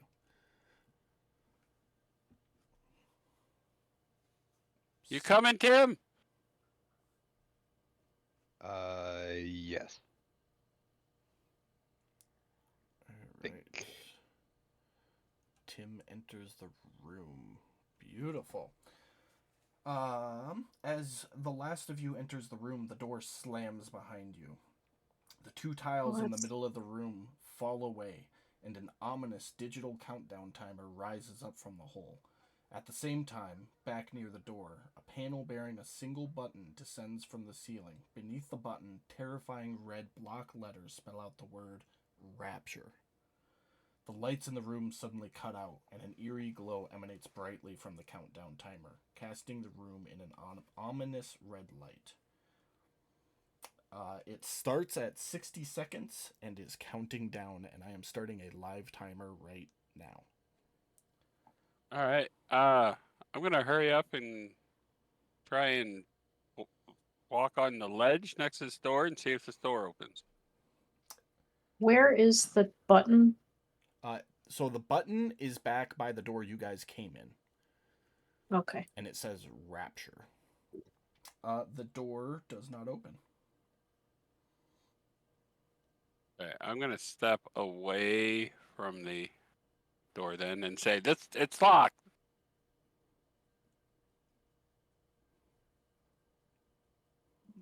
You guys have 22 seconds left. 20.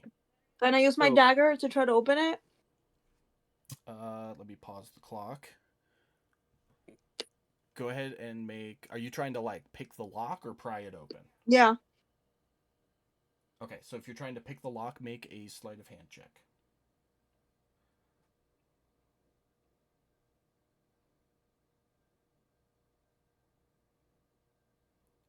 You know, You fail to get it open.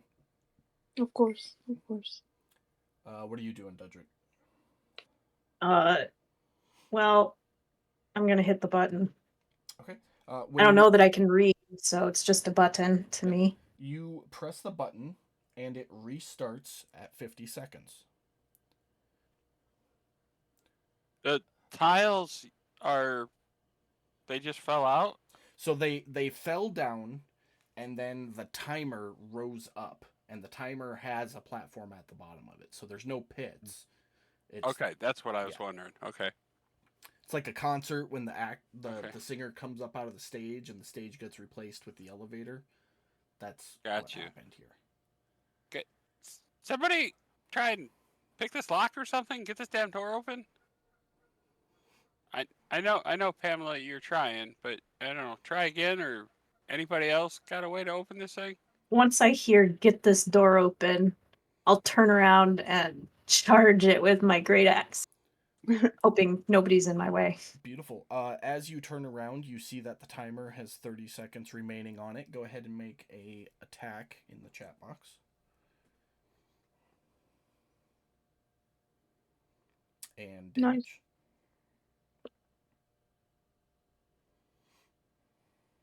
Oh no. You can tell that this wood is made out of some really high quality hardwood, and it's going to take more than 30 seconds to chop through. I'd just point at it and say it's strong. Push the button again.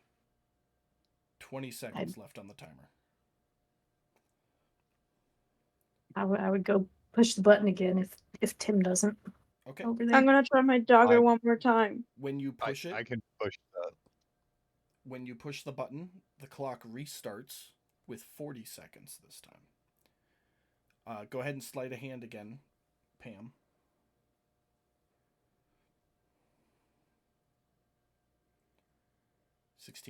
You fiddle with your dagger in the lock, keeping an eye on the timer, which is already down to 35 seconds.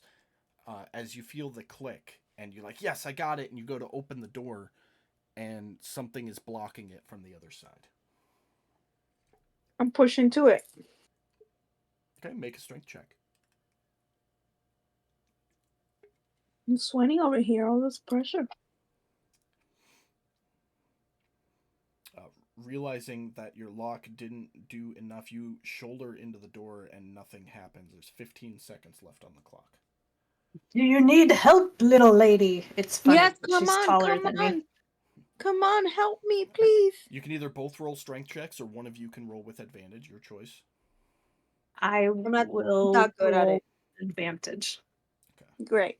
I'll yell at Tim. If that thing gets down to like 5 seconds, push the button again. Okay. Shit. Lost my mouse.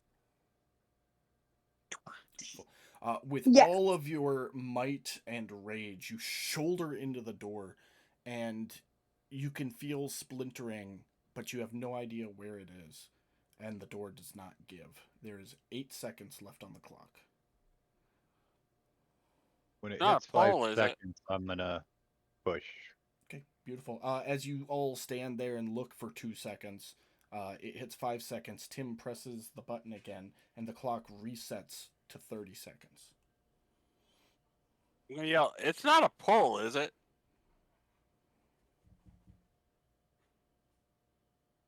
I try to pull it. You try to pull it, and it does not budge. 25 seconds left. I don't think so, but it's very strong. Okay, try it again. Try busting it open again. All right. We're running out of time here. We'll try that. Same thing. Yeah.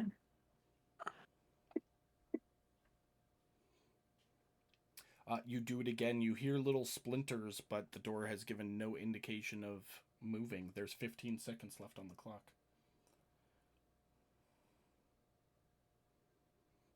I Uh, don't know.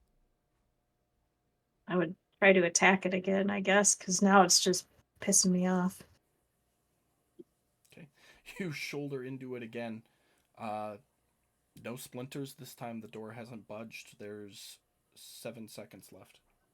Oh, that was my axe. That wasn't my shoulder. Oh, that was your axe? Okay. Yeah. Yeah, it does the same thing. It lands a solid hit, but it's very hard wood.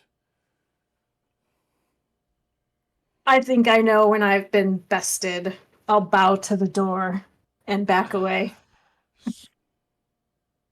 Screw it. Tim, and push get the out button. some food. Push the button and hold it. I push the button and hold it. Okay. Pushery. You push the button and hold it. When you initially push it, you see it reset to 20 seconds.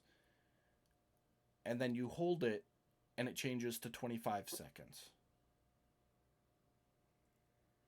And then a second later, 20 seconds. I'm slamming into it. What'd you say, Jeremy? I'm gonna keep holding it. Okay. Seeing what it does. About every other second, Science. it times down by 5 seconds. So 20, 15, 10, Screw it. 5. We're gonna die.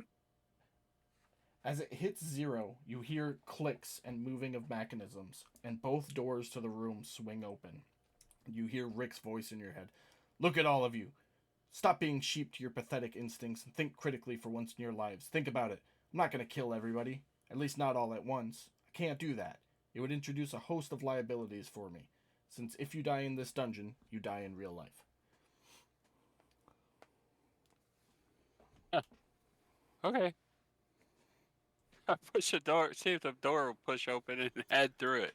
The door opened at the end of the timer. I just hadn't unlocked it. Hallway to the next room. I'm assuming you're going to go into that room. Oh, yeah.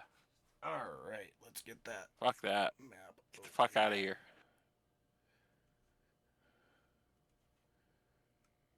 Alright, everybody go and move your tokens to wherever you want to be at this point. Tim, I will put that other mage right in front of you, wherever you go. So, in this room, you see a genius at work. He's a sticky bugbear, but he's a goddamn genius. He has 2 pathetic, snot-nosed goblins with him. Multiple tables are stacked with shit that your primitive brains couldn't dream of comprehending. We're talking piles of notes with magic symbols. It's a beautiful mind you're seeing here. Also, the bugbear's got 2 butts. No, I don't know why. Yeah, it's weird. Try not to stare.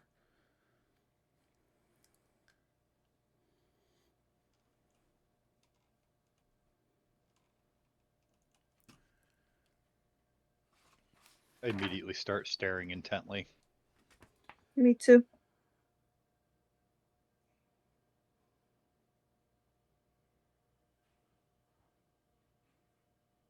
Give me a second.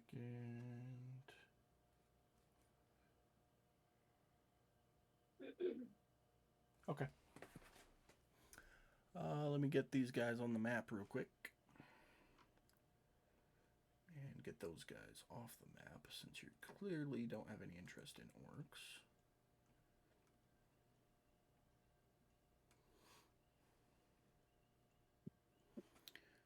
And I need 2 goblins.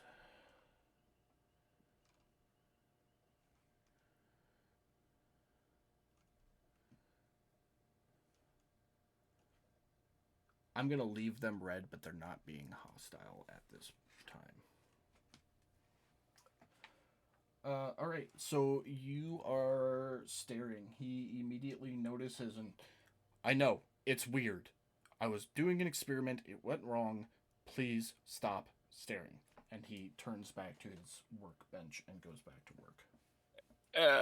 I'm just going to yell, hey, which way out of here?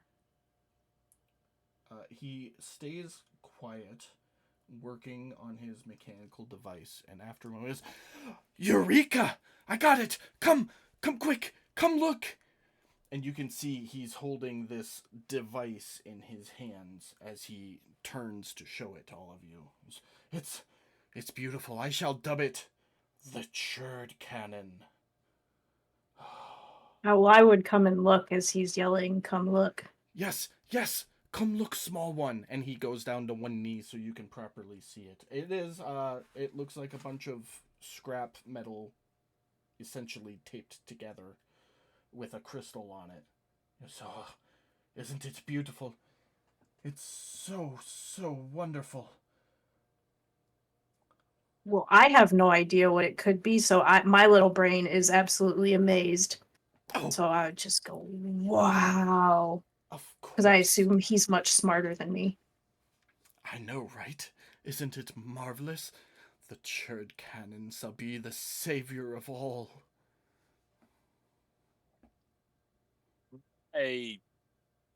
Yeah, I don't care. I'm just going to head to the door. I'm gonna If the reach go- my finger out to start to try to touch it. Whoa, If the goblins are busy, I don't want you to break it, little one. This thing is the savior of this entire dungeon. Don't you understand? It must be treated with the utmost care and respect. What does it do? It's specifically designed to counter the magical radiance of the butt trap earlier in this dungeon. Wow. Tim's gonna walk up. Let's- Go on, I'm listening. Oh, well, yes, it's quite simple. You take the Churd Cannon and you take it to the butt trap and you shoot the butt with the Churd Cannon. And in theory, the butt trap should be destroyed and all butts should return to their rightful owners. Okay. I have Above two table questions. for Katie and Mike, Jeremy got his butt stolen last weekend. And Oh, no. I don't think you know that though in game. So he has no butt? Nope. But he's wearing like wizard's robes, so it's hard to tell. Sure. Yeah. It's hard to see a wizard's butt anyway. They're vertical stripes, so it's slimming. Very slimming. I'm not aware of this butt monster, so I'm just going to open the door.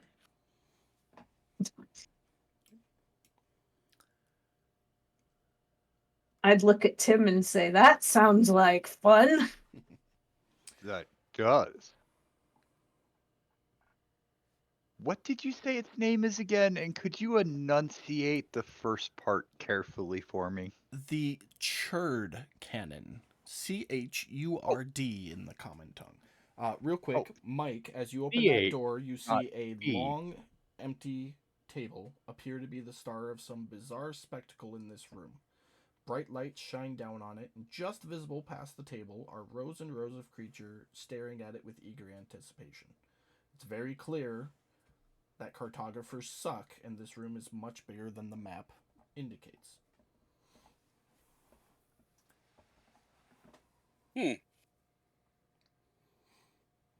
I think there's a dinner party going on over here. My I don't know. ears perk up a little bit. Ooh, I'm torn between fighting a butt monster and dinner party. I mean, I want to avoid the butt monster. I just want to leave.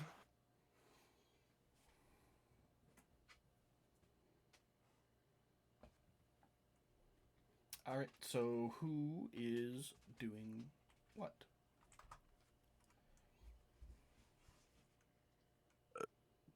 Well, if the creatures in this room don't care, somebody want to go check that other door behind the bugbear? See what's going on over there? We can figure out which way we're gonna go. The female wizard speaks up as she kind of steps central to the room and goes, I think the charade has gone on quite long enough. There's enough in here for me to cut my losses and leave this dungeon. And I need everyone to roll an initiative for me. What the fuck? Fucking told you. I'm gonna say that too. What the fuck?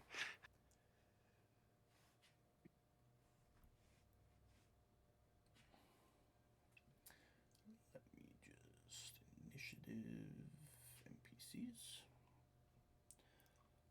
All right. Got Gulliver, Dudrick, Pamela. Just need you, Tim.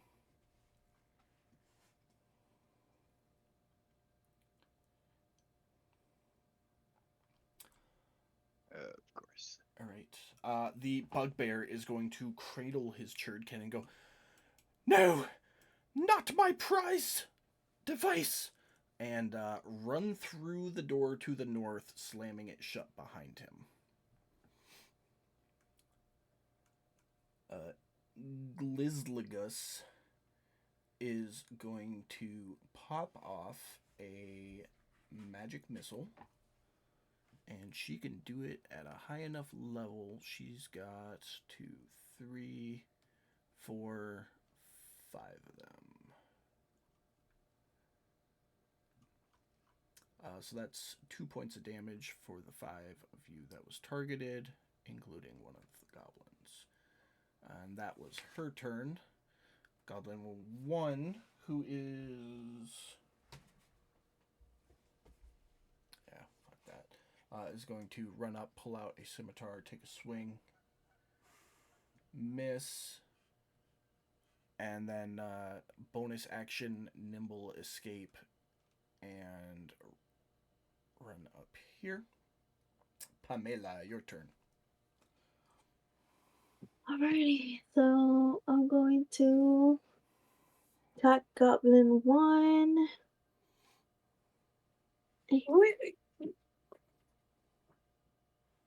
Because he bothers me.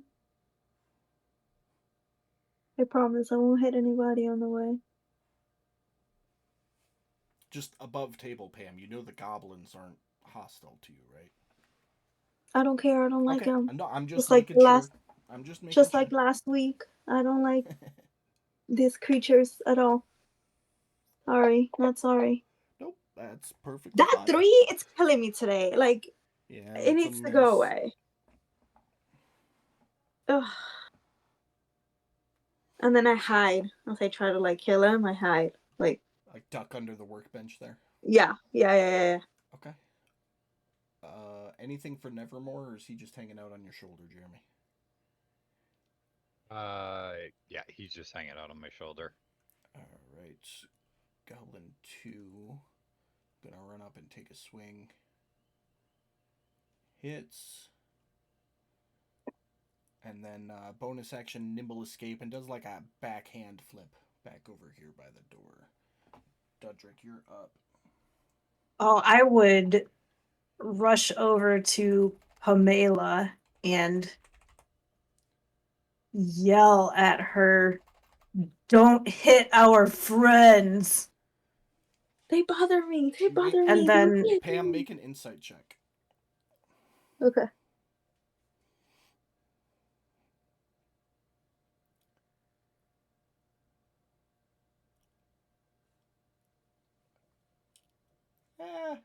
Dudrick might be full of shit.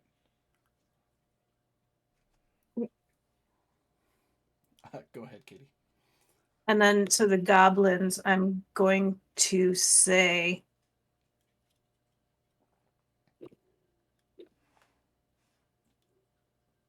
this.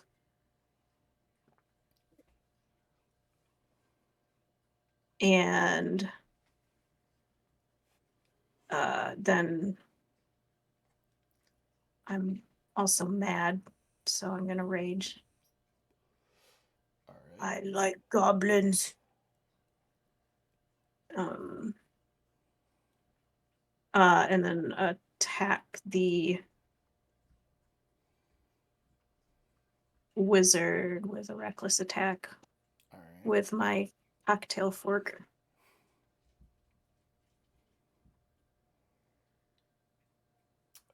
18 will hit. There's damage. Alrighty. Anything else for you? No. Do I need to apply the weapons mastery thing to What is the mastery on that weapon? It is sap. zap? Which Next attack will roll before the start of your next turn. Okay, I'm tracking. okay, so it'll just even it out since I did reckless attack. It'll just be normal. Should be Yeah. normal. Okay. Yep, if it makes an attack roll. Yes. All right. And is that it for you? Yeah, well, I'm gonna turn over my shoulder and glower at Pamela again. Okay. Gulliver, you're up. Okay. Yeah, let's shoot the wizard. All right. That's gonna miss. Yeah.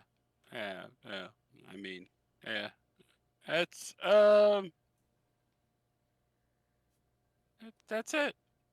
That's what I got. And Tim. Okay. I'm gonna move over here.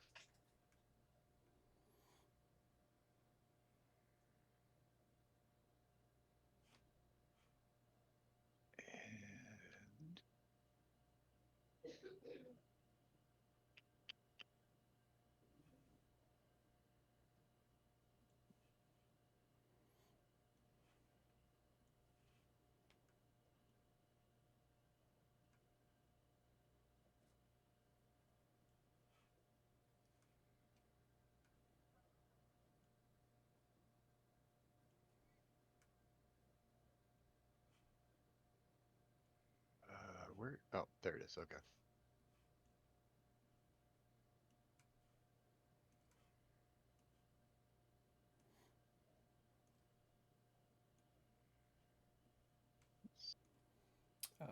That will hit. Beautiful. And then speed is reduced off that one, right? No opportunity to get that. attacks. Okay.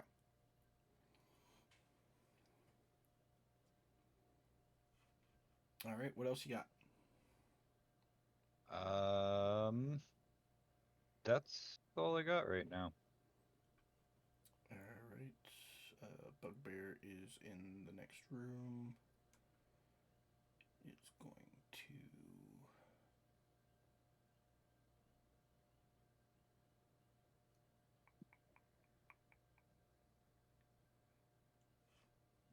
cast a spell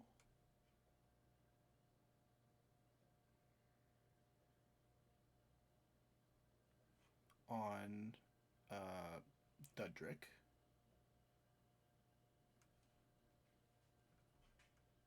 You're not immune to charm, right?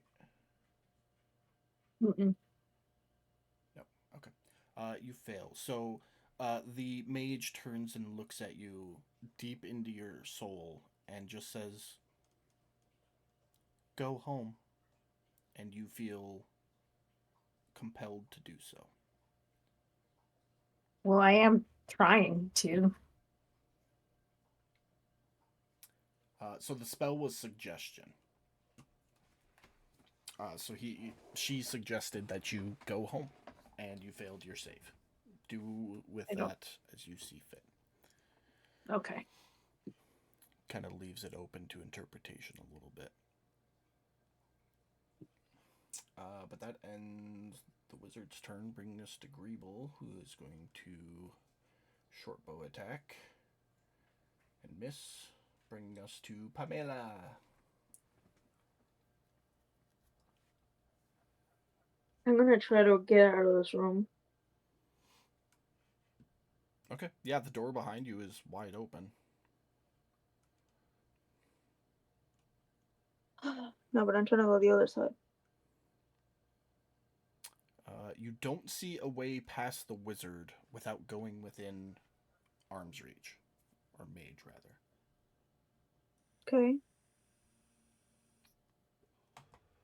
So So I'm gonna stay do you right just here. want to run past? Do you want to use your action to disengage and then run past?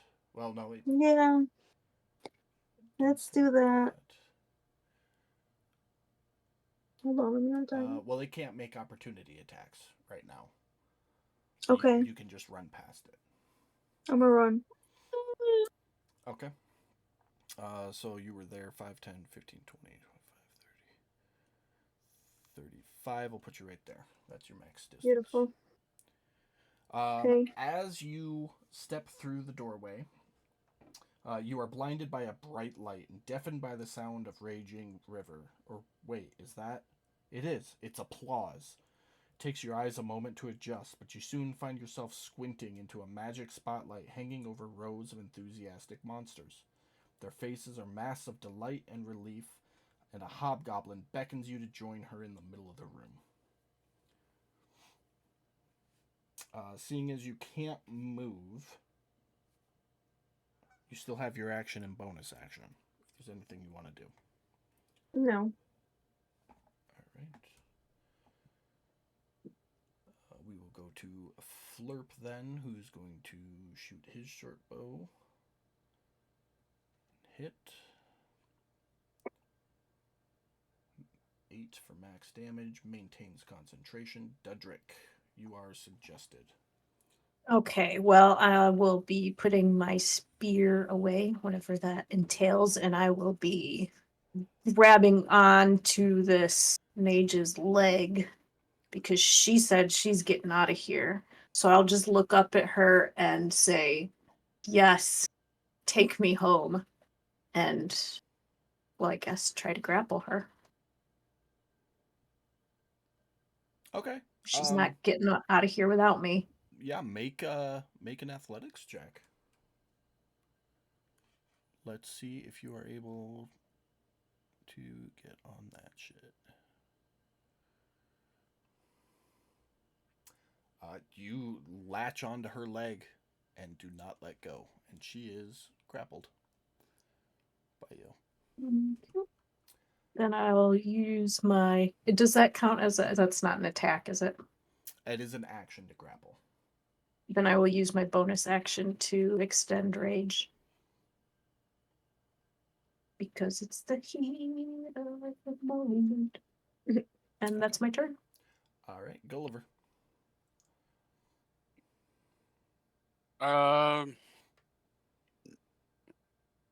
Shoot it. Let's shoot it. All right.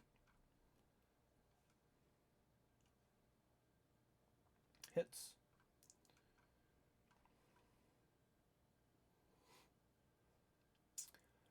So your arrow flies just past Tim's ear, landing dead square at the base of Glizlagus's neck, killing her. And Dedrick, you come to finding yourself holding on for dear life to a corpse's leg. Well, this is awkward. And we are out of initiative. So, before we do the majority of the group, Pam, you are in that room. That hobgoblin continues to urge you to join her in the center of the room under the main spotlight. In common, she bellows, "Welcome to the finest dungeon entertainment this side of the staircase that led you down into the dungeon, the Spawn Sword Ship Hour. Monsters love commercials, and this show is entirely that. Commercials." The crowd erupts into cheers.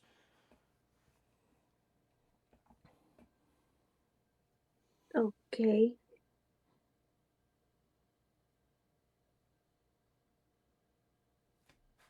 Are you going to do anything? No, I just stare weirdly. Well, come on then. Come on. Join me up here. I wave with my hand, like no, with my finger. Oh, there's no rejecting the greatest show this side of the staircase. Come on, it's harmless. As you can see, there's no weapons or blood. Come join us, come on, come. I say no again. Well, refusal shall be met with dire consequences. And you can see all of the monsters. There's roughly 12 goblins, 8 bugbears, 6 orcs, and 5 zombies, all slowly turn to look at you and start to slowly get up from their seats. Okay, I started hauling. I'm like, okay, I changed my mind. They all sit back down as you come up to the center of the room with the bugbear. Just wonderful. My name is Clarg.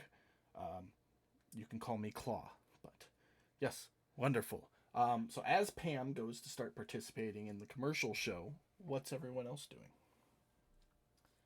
I'm gonna try the door. Yep. If it's locked, I'm gonna start yelling.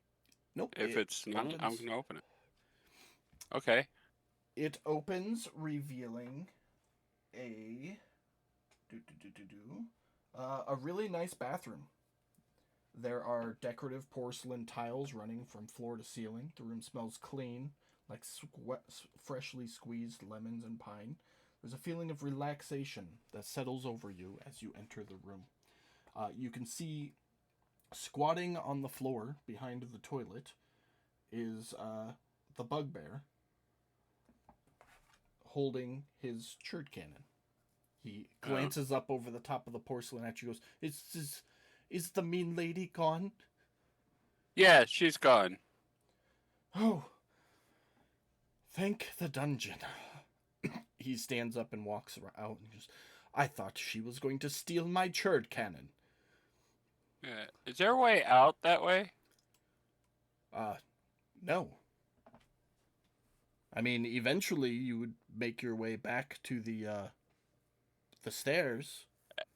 As soon as he said no, I'm just gonna turn and head Lovely that way. talking to you as well. And I guess I'm gonna be following into that room with Pamela. Beautiful. As you step over, the same thing happens. Bright lights in the eyes. And when your eyes adjust, the hobgoblin standing in the center of the room with Pamela goes, Ah! Another one! Wonderful, wonderful! Come on up!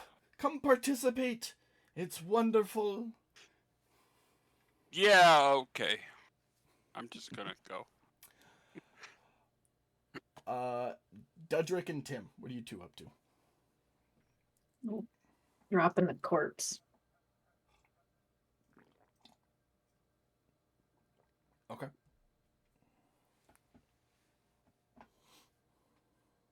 I'm going to talk to the bugbear to see what he needs help with to go test this thing. Oh, I don't have the intestinal fortitude to go test it myself. I'm a brain one, not a brawn one. All right, we'll hand it over. I'll go test it. By all means.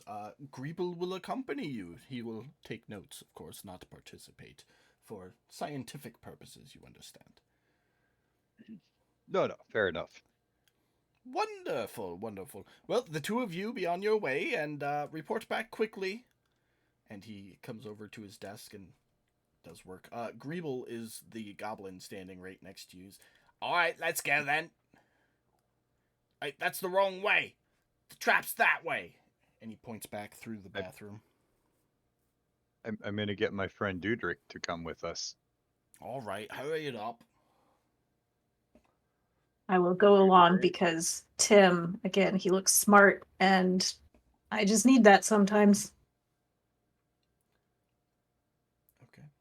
So are the two of you just gonna go do the churd cannon thing, or are you gonna get the other two?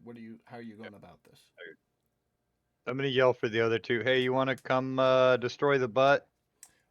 You two cannot hear him over the roar of the crowd in the room that you are in. So Tim, as you call that out, you look and you can see them standing up on the stage being applauded by various monsters, and they're paying no attention to you. They seem kind of tied up in their thing. Well, let's go.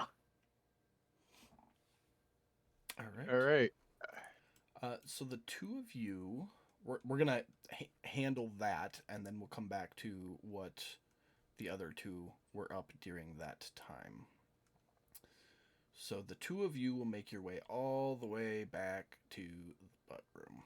If you zoom out, you can see where I put you there. Yep. And Greeble kind of stands back. He's, all right, you should just point it right at the butt trap and pull the trigger there.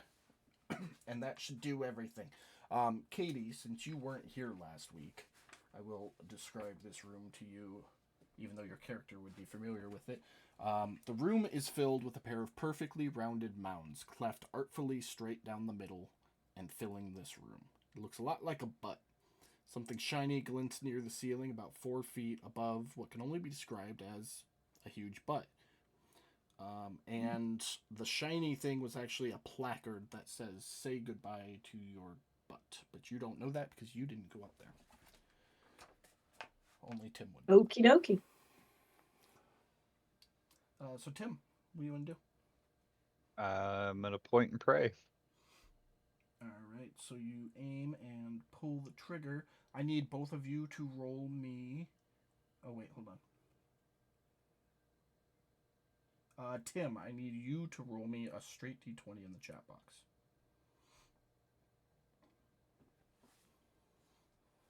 Ooh. Really Beautiful. hope that's good. Beautiful. You pull the trigger, and there is an arcane hum to the churd cannon before a blast shoots out of the front of it, slamming into the butt. On impact, the butt shatters, and you see hundreds and thousands of spectral butts start flying up out of the floor, kind of like a spiritual weapon would. And one of them flies straight into your groin area, Tim, and you feel the little oomph as your butt reattaches itself to you. The rest of them disperse through the dungeon and disappear almost instantly. I would yell, Tim! Are you okay? It's a full moon now. It's okay. It was over my head. Just Shrug. make sure. Give me 1 second. I'm just making sure there's nothing else happening there.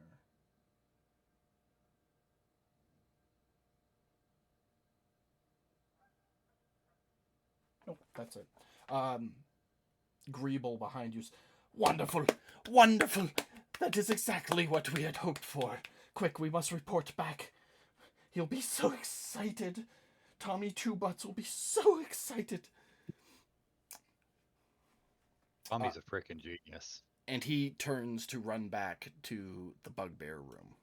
What are you guys doing? I'm gonna be keeping pace. Yeah. Alright, so we'll put you two back in there. And then we'll jump over to the commercial show with Pamela and Gulliver. Clarg, who has introduced herself to you, Gulliver, so you know to call her Claw, goes, "Are you ready?" And before you get a chance to respond, she reaches into a small pouch and pulls an object out, slamming it down on the table. Would one of you roll me a d4, please? Doesn't matter who. E4. Yep. Got it. No. Ah. We both got the same thing, anyways. Beautiful. She pulls out a complex metal framework adoring a pair of thick goggles. And she takes the goggles and puts them on and looks around and looks around and then offers them to each of you.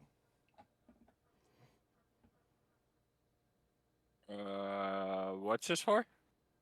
Just try it to see what it does.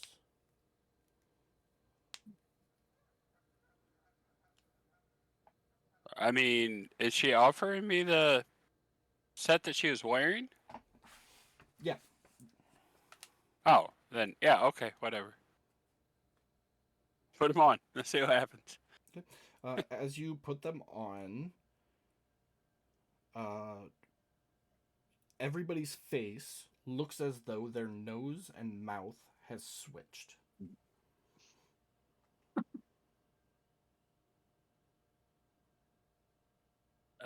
Okay. Yeah. But give That's- her a chance. You have to see what they do. Yeah, and I pass them to Pamela. When Yeah. you take them off, you feel as though your nose and mouth has been switched. You quickly check your face. They haven't, but they feel as though they have. You will have that feeling for the next 5 minutes. Pamela, the same thing happens to you. You put them on, it looks as though everybody's mouth and nose has been swapped. When you take them off, yours feels like they've been swapped, and you'll feel that for the next 5 minutes. Claw leans in and goes, "All right, it's quite simple. All you have to do is put on some type of performance to try and sell these wonderful, wonderful goggles. And whoever gets the most participation wins. Which one of you would like to go first?"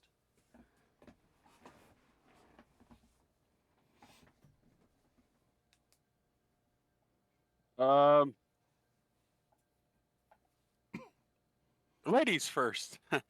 Bow and curtsy to Pamela. If you don't have anything to say, just make either a performance or a persuasion check as you attempt to sell these goggles to the audience.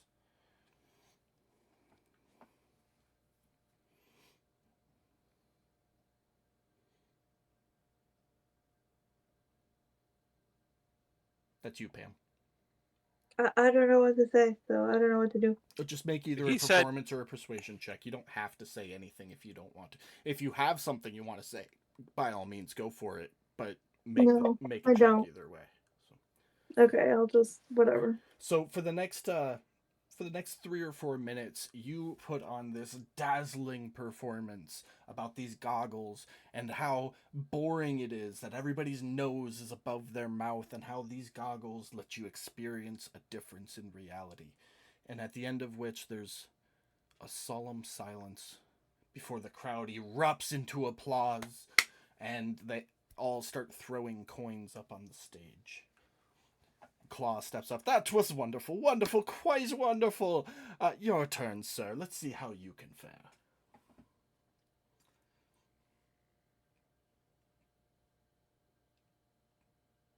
Either performance or persuasion, Gulliver.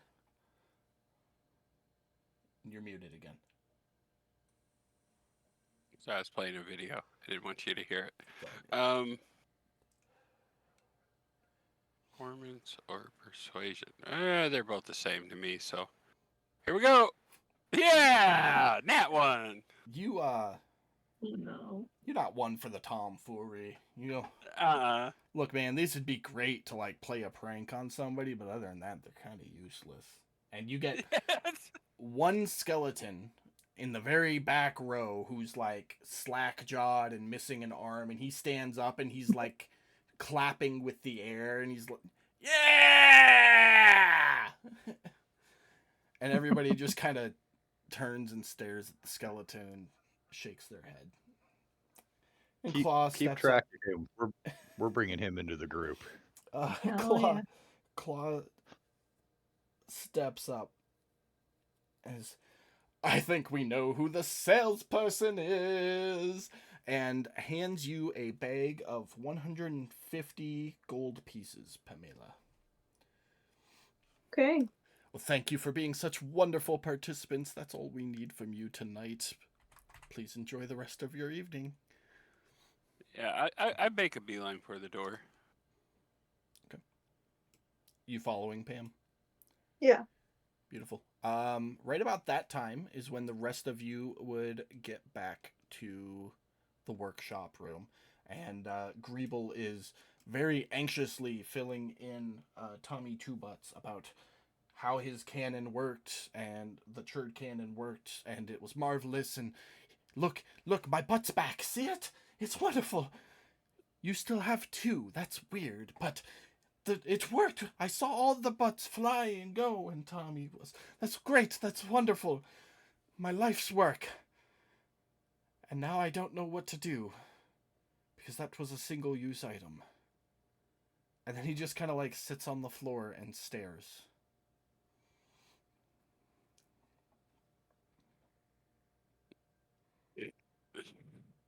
Well, at least he's got two butts to sit on.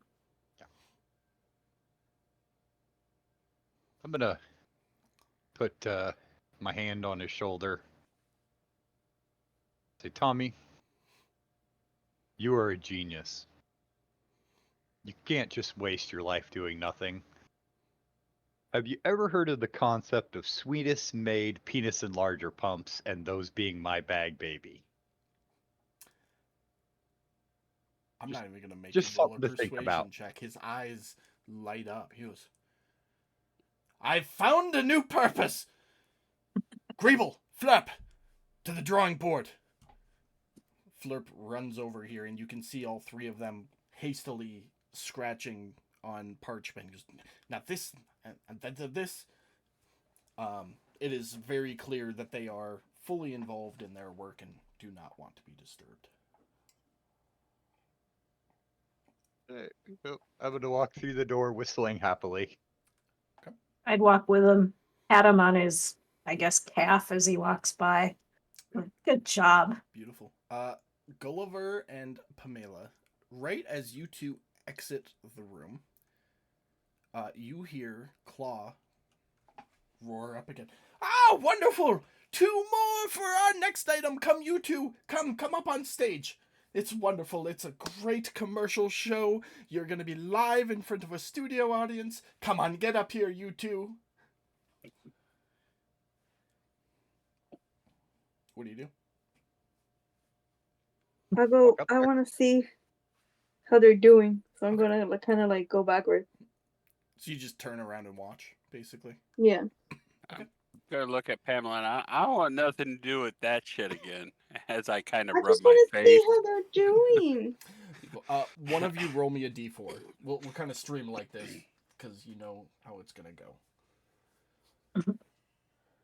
Beautiful. The object pulled out this time is a pill-shaped metallic object, crisscrossed with straps of black leather, and it opens to reveal 3 smooth suede sausages. Each one emits a groaning noise at a slightly different pitch when pressed. It's quite wonderful. You have a few moments to try and sell this to our audience. Whoever gets the best response wins. Whoever wants to go first. It's either a performance or a persuasion check. And if in character you want to say something with your check, feel free. What exactly are these? They're sausage noises. See? Beep, beep, burp. Oh, sorry, they make groaning noises. So, uh. Oh god. Do you want to go first, or do you want me to? Go ahead. Okay. I'm gonna hold them up, start, pressing on them so they're making the noises. Now, who here has ever been lonely on a Friday, Saturday night? Mhm. Hmm. This, my friends, is the perfect chance to finally take that lonesomeness away, or at least cause your parents to not quite so worry so much about how the family name is going to be carried on. Might have to, go buy some women's clothing, leave it lying around to really sell it, but it'll certainly get them off your ass so that you can continue to play D&D on the weekends instead of being out there living your life. I mean, just listen to this, and I'm going to start making a whole bunch of really just dirty noises with them.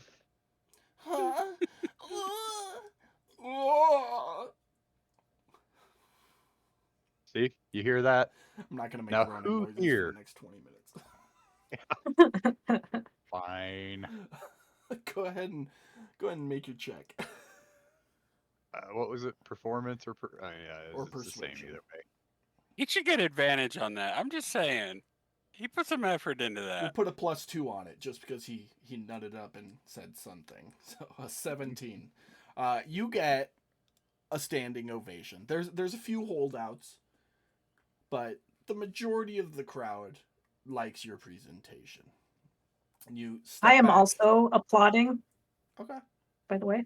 Right on. You step back and hand the pill moaners to Dudrick. And it's your turn, Katie.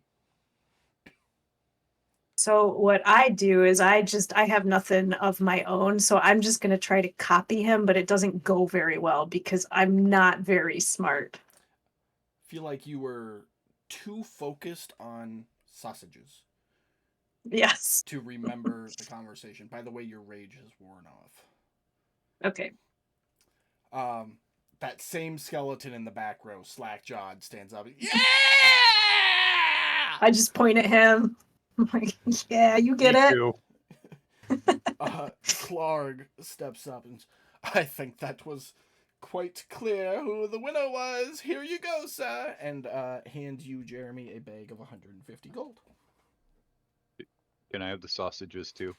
No, unfortunately, that's just for advertisement purposes. How much for the sausages? They're not for sale yet. I'm such a good salesman. I sold them to myself. Now how That's- much? That's great, but you didn't sell them to me. Let's give me the sausages. What do you guys think? Shouldn't I be able to buy these sausages now? Huh? Come on. Clap if you think I should get these. I'm going to start clapping so strong with all my little halfling strength. Fine, take them. But I'm keeping the coin. And she snatches the bag of coin back from you. Fucking awesome deal. Oh, ooh. Go now. There's much more we have to do tonight. Well, I have to do. Be gone. Goodbye. Thank you, everybody. You've been a wonderful crowd. Especially you, Skelly. He stands up again. Yeah!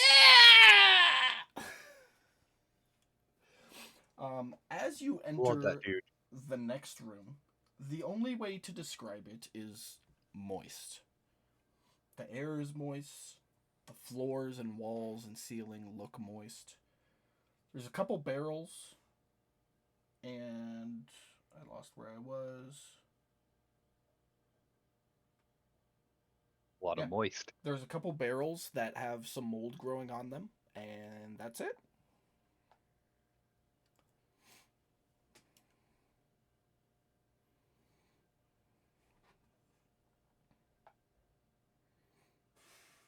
Oh, and a door at the far end of the room. Okay. It's just moist. Yeah, screw it. Head to the door. Okay. You walk across He the said moist. That's literally the only point to this room from what I'm reading, is that you get to say the word moist. Not bother me. I don't care. Whatever. You find a hallway leading to another door. Yeah, I'm going. No, The goal is to get the hell out of here, so I'm going. My pausing is to give me a chance to read the first paragraph of the next room, so I'm not a complete blundering fool. That's fair. Yeah. Because to memorize this entire book is ridiculous. So, all right. So as you open this door, you hear Rick's voice in your head again. All right, folks. We've had a lot of fun so far, folks. But this next room is truly horrifying. As you look, near darkness fills the room, and the sound of gently sloshing water echoes off the walls. A rowboat bobs in a slow-moving stream, tied by a rope to a small concrete pier. The horrid, oily water flowing in the stream looks suspiciously like pancreatic juice. Like, what kind of juice? Pancreatic juice, like from your pancreas. Oh, good lord. All right. So I'll step up and see. I got 10 torches in my bag. I'm gonna pull one out and just. It's still Put it dim. in- It's still dim light in here, so it's No, not. no. It's not pitch black. I'm just clarifying. I'm not lighting it. I'm putting it in the water, like stabbing the water with it to Seeing test the what water. happens. Yeah. Yeah. Okay. How long is a torch? I mean, like a foot and a half. Would that be fair? yeah. It doesn't touch the bottom. Okay, but it doesn't like sizzle or anything. Nope. Smells a little bit.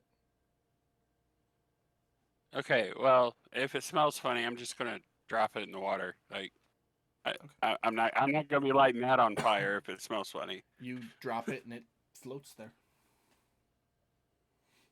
Okay, guys, we got some deep water ahead of us. There's a raft of some sorts. I don't know. Yeah, you note that the rowboat is conveniently sized to fit your entire party, regardless of what the map says. Okay. So I guess get on the boat and see where it goes. Yeah, let's go. Let's go sail away. Okay. Okay. Climb onto the boat. Look for leaks.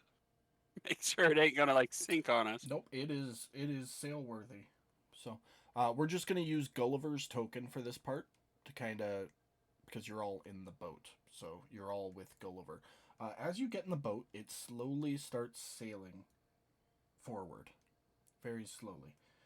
As it goes, pictures, images light up on the wall. First a parrot, then a doubloon, then a treasure map. The dread is palpable. Reminds you of a Charlie and the Chocolate Factory sort of vibe. It's a small world after all. Oh, sorry. And you get 50, 60 feet up the little stream when you see a door with a dimly glowing exit sign hanging above it. I quickly try and grab the door and open it since is- it's moving really slow. It is unlocked and open. And as you're holding on to it, the boat will stop moving. Okay. And you see a long, dimly lit hallway. Do we want to take this exit or do we want to see where else this goes?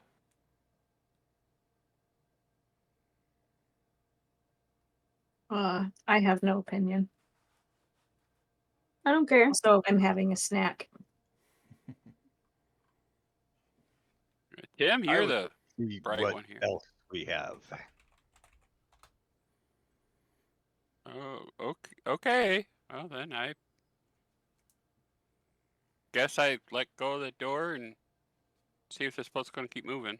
Yep, the boat continues through the stream, going slowly down, more images flashing to life along the wall. I And check my face every once in a while just to make sure everything's still in place. yep, it's still in place. You hear an occasional moan coming from the back of the boat. And some giggles. As you come around the corner, Giggity, you see a large sailboat. Well, not super large, but large enough. You see movement on it? Let me read the paragraph, Mike. Oh, I'm sorry. In the distance, you can hear the clanking of mugs. You do notice movement atop the ship, but you quickly realize that they're animated pirates singing demonic sea shanties and playing keep away with a stolen peg leg. It's mayhem of the worst kind, piratical. At the prow of the horrible wooden ship stands a mannequin wearing a large, terrifying pirate hat. "Ahoy, me hearties!" its voice booms.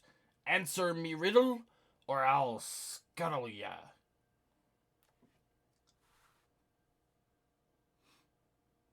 Give me just a second.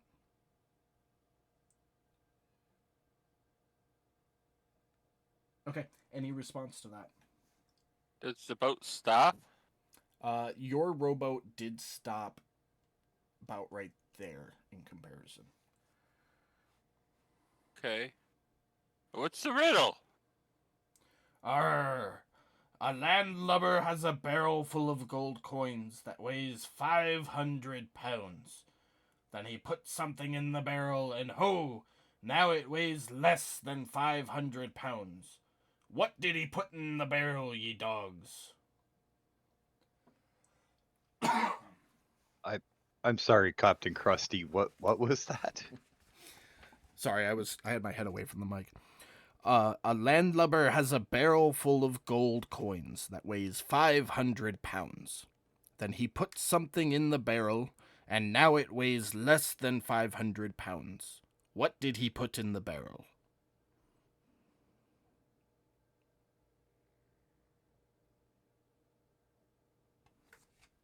A hole? As the words leave your lips, his body goes limp as if powered off, and his mouth falls open to reveal a gaping black hole.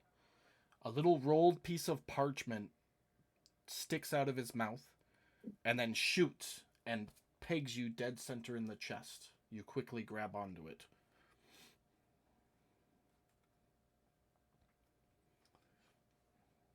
Do you do anything with it? I open it and read it. Beautiful. As you unfold it, a small piece of paper falls out, and on common it says portable hole. And you continue to unfold it, and it reveals a black circular hole that you are familiar with of being a portable hole. All right. I'll just stick that in my pocket. Hold on to it for later. It's in your inventory. Thank What you. did you say the answer was? A hole. Oh, okay. He had a barrel full of coins, and he put something in it, and it got lighter. Right. So Makes put a sense. hole. Yeah, put a hole in the barrel. Coins fell out. Okay, I got you. I just didn't hear what the answer was, so. A hole. Yeah, a hole. The rowboat continues drifting, eventually coming to a landing at the far end of this chamber with a door. Well, I guess we're here, and I open the door.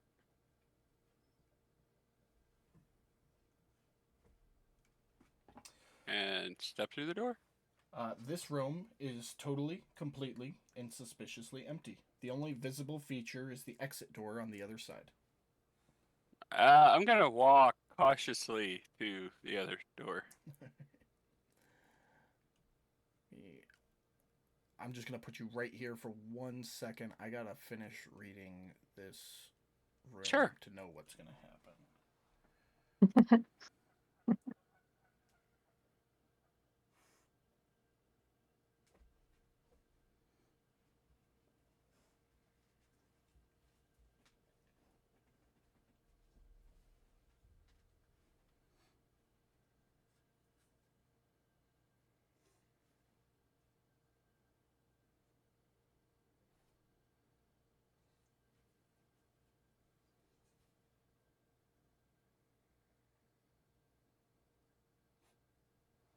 Okay.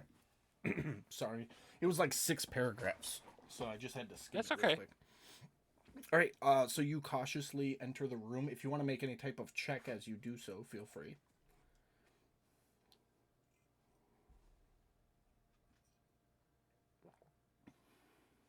Okay. It just looks like an empty room to you. Okay, and I'm gonna head to the door. You know, Okay. like suspiciously makes me cautious. So I'm checking the floor as I go and watching for I don't know triggers. Yeah, you don't see anything as you enter. Is everyone else following you into the room? Yeah, I don't find it suspicious. I just think it's a room. Mm,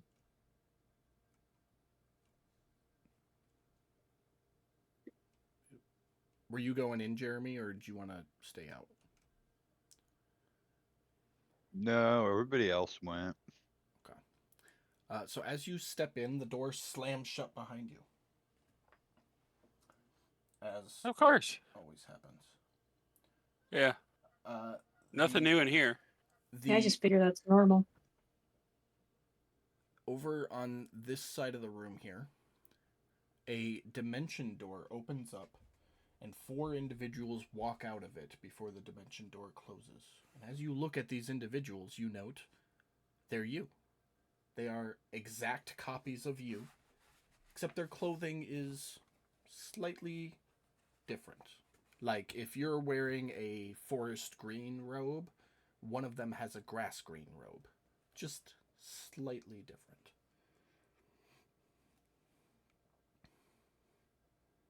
What are y'all up to? As you say that, your copy says the exact same words at the exact same time.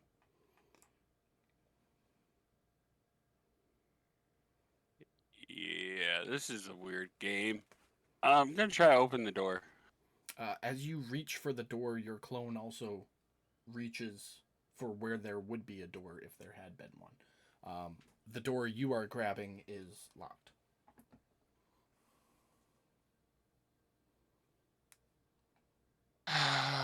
um.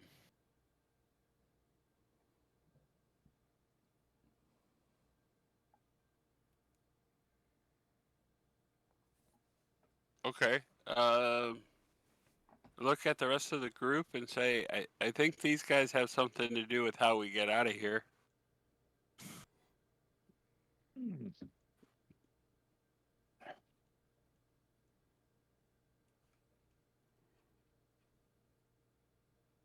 I got an idea. So Can every time any of you says anything or does anything, they do the exact same thing. Okay. Can I maneuver myself to where my copy reaches this door? Yeah, you absolutely can. Okay. Then that's what I want to do. And then I want to try and open the door Yes, that's not in front of me you to do make some, them like, open the door? walk left to get him to walk left, and you do the movements to get him to do it, and he does it, and he reaches to open the door, and the door doesn't open. It didn't work. Damn it. I want to walk to my double.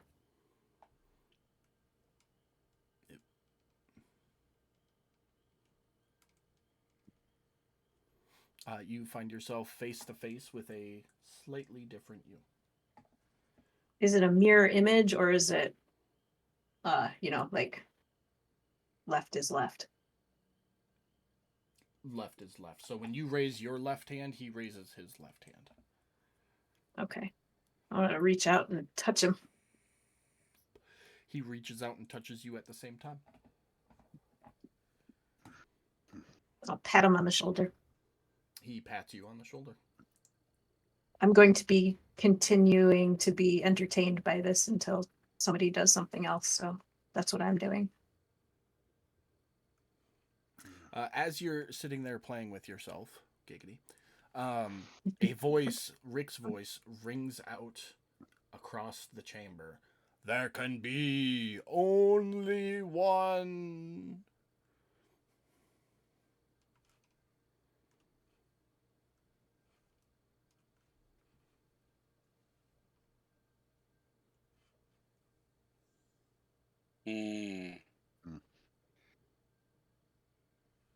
Tim suddenly standing there in a kilt with a katana in his hand. I got an idea. I'm going to try and rotate myself with my mirror image and get them towards this door where I'm currently standing. Okay. At this point, your mimics have stopped mimicking you, look at each other, and all kind of simultaneously go, "Well, I'm gonna be the one. No, I'm gonna be the one. No, I'm gonna be the one." But they are no longer copying you. Oh, okay. Well, then in that case, screw this, and I pull out my longbow and just shoot myself. Okay. So you'll get a surprise attack, and then everybody go ahead and roll initiative for me.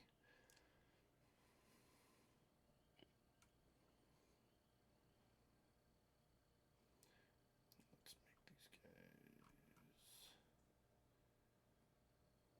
hostile.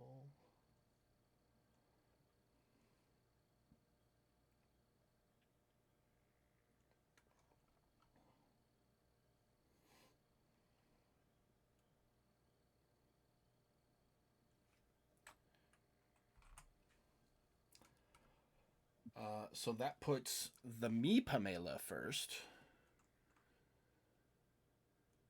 Who is, this is going to be tricky, so bear with me here. Going to pull out her. Oh, sorry. Did you do your attack, Mike? I did. Okay. It hit, and I did damage. Okay. Yep. Oh no. Shot yourself for 10 points of damage. Beautiful. So alternate Pamela goes first, and she is going to pull out her longbow and take a shot at Dudrick. And miss. And is going to action surge and take another shot at her alter self, Pamela, and hit.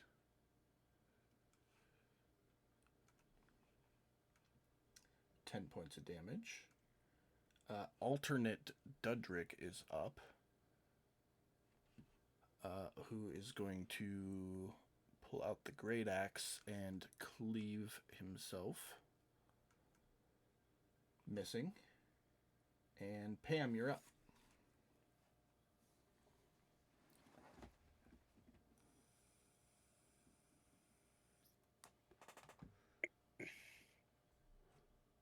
Pam, you're muted.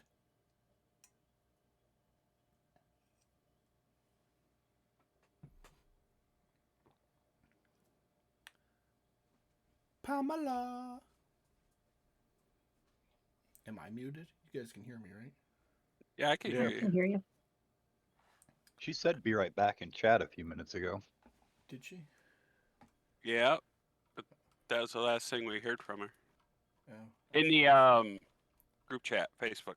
Ah, okay. I didn't check that. Well, I will just go ahead for her, though, then. Gulliver's right there, so I'm going to say she's going to longbow him with a natty one. Evil Gulliver is up. Not happy that his alternate self took a shot at him. He's going to take a shot back. Oh, hold on a second here. I think I duplicated them. How many hit points did you have, Mike, going into this fight? Do you remember?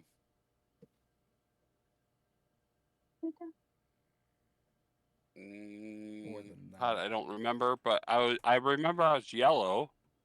Okay. Let's. Yep, hold on. That needs to be like that.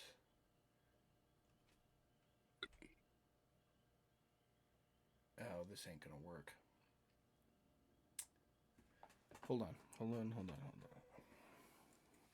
I gotta do pen and paper stuff because when I change one of your hit points, it does it for both of you. Oh, so it's not. It shouldn't have been like So when both you, of them got damaged. yeah, no, it should not have been like that. Okay, that changes my strategy a little bit. So when you roll damage, don't roll it on your alter ego. Drop it in the chat box. Okay. Okay. So you're there, and I've got track. It looks like he has more hit points than he does. But he is going to take a shot back at you, Mike.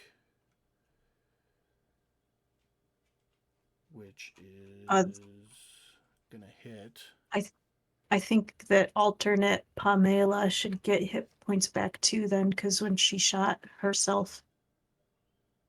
No more. I will double check that. Give me 1 second here. Pam, I can hear you. You must be back. We're fighting doppelgangers essentially. Oh, gotcha. That's why everybody's kind of Yeah. Yeah. When you drop damage fighting Pam, do it in the chat box. Okay. Okay. So let's see. So far, I took a surprise shot at myself and hit. Your It's not a magic. doppelganger shot at Dudrick, our Dudrick, and then shot at you. Okay. And then Jacob did something for you, right? I'm working on it right now. Mm-hmm. Yeah, you took 2 shots, you missed one, and you hit the other, or something. I don't know. Did our initiatives get switched too? No, the initiatives are good. Oh well, I rolled a 19. You get a +2, don't you? Yeah, so like I should have been first, not evil Dudrick. That I don't know. Because I didn't fuck with the initiatives at all. Let me see. Yeah, you rolled a 21. Okay, go ahead, Katie. Okay. I rolled a 13. Yeah, what the hell?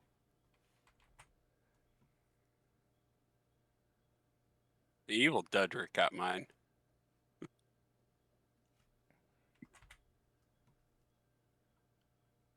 Okay, there. Now we're good. So right now it is Dudrick. Katie, go ahead. And then after Katie, it'll be Mike, and then we're back on track. Okay. Is evil Dudrick standing within 5 feet of evil Gulliver?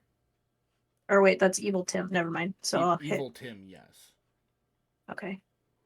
I'll hit. Okay, just roll the damage in the chat box when you hit. Okay. There's that. And then here's So that's for 6. Tim. I think that misses.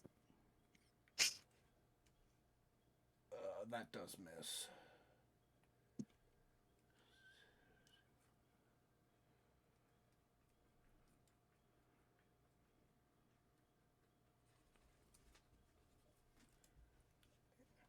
Anything else for you?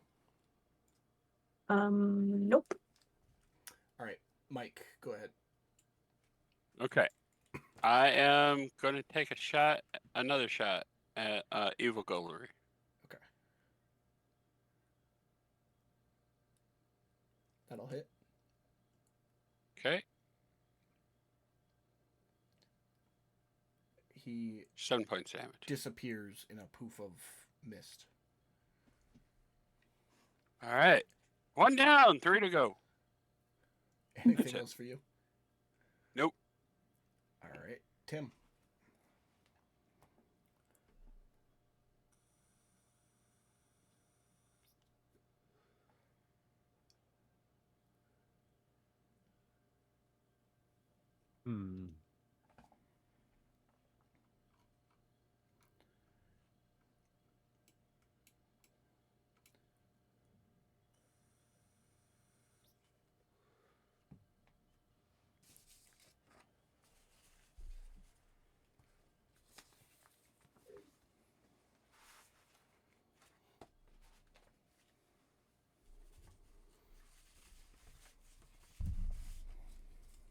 Oh, I should have rolled that in the.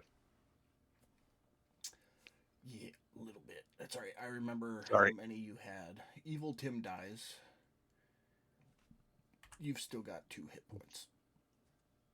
Or 2 damage, sorry. 8 hit points. Is that it for you? Yep, that's it for me. All right, that brings us up to Pamela. Just going to longbow her alternate self. Missing. Dudrick. Good Dudrick. Good Dudrick. I will axe again. That's a miss. Miss. That it for you? That's it. All right. Bad Dudrick is going to axe right back. Missing. Pamela. Good Pamela. Okay.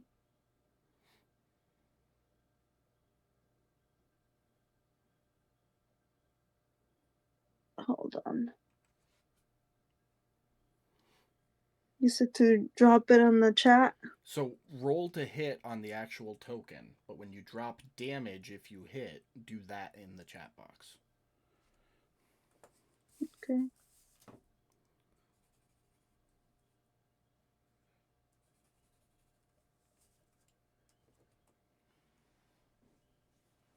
Any minute now.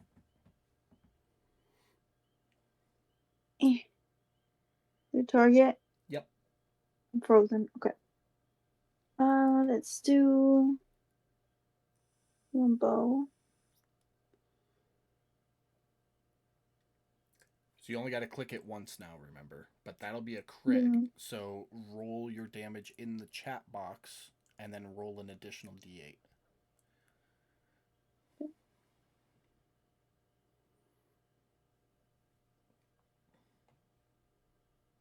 Oh, no, it did it for you there. Oh, no, so no. 11. She is still up. Hmm. Or, no, she isn't. She's down. She's gone. Puff of smoke. Cool. Poof. Anything else for your turn? No. All right, Gulliver. I guess I'm going to take a shot at Evil Dudrick. Okay. That'll hit.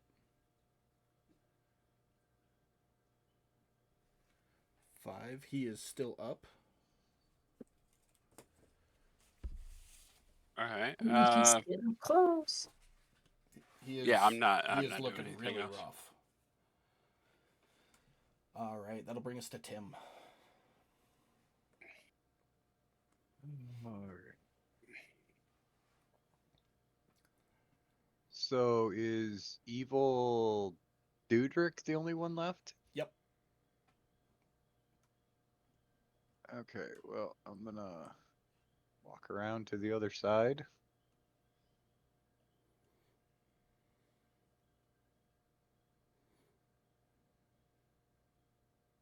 And I am going to Shocking Grasp him.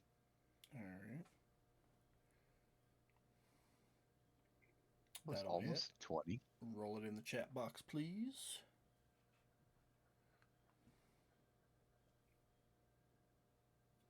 He is still up.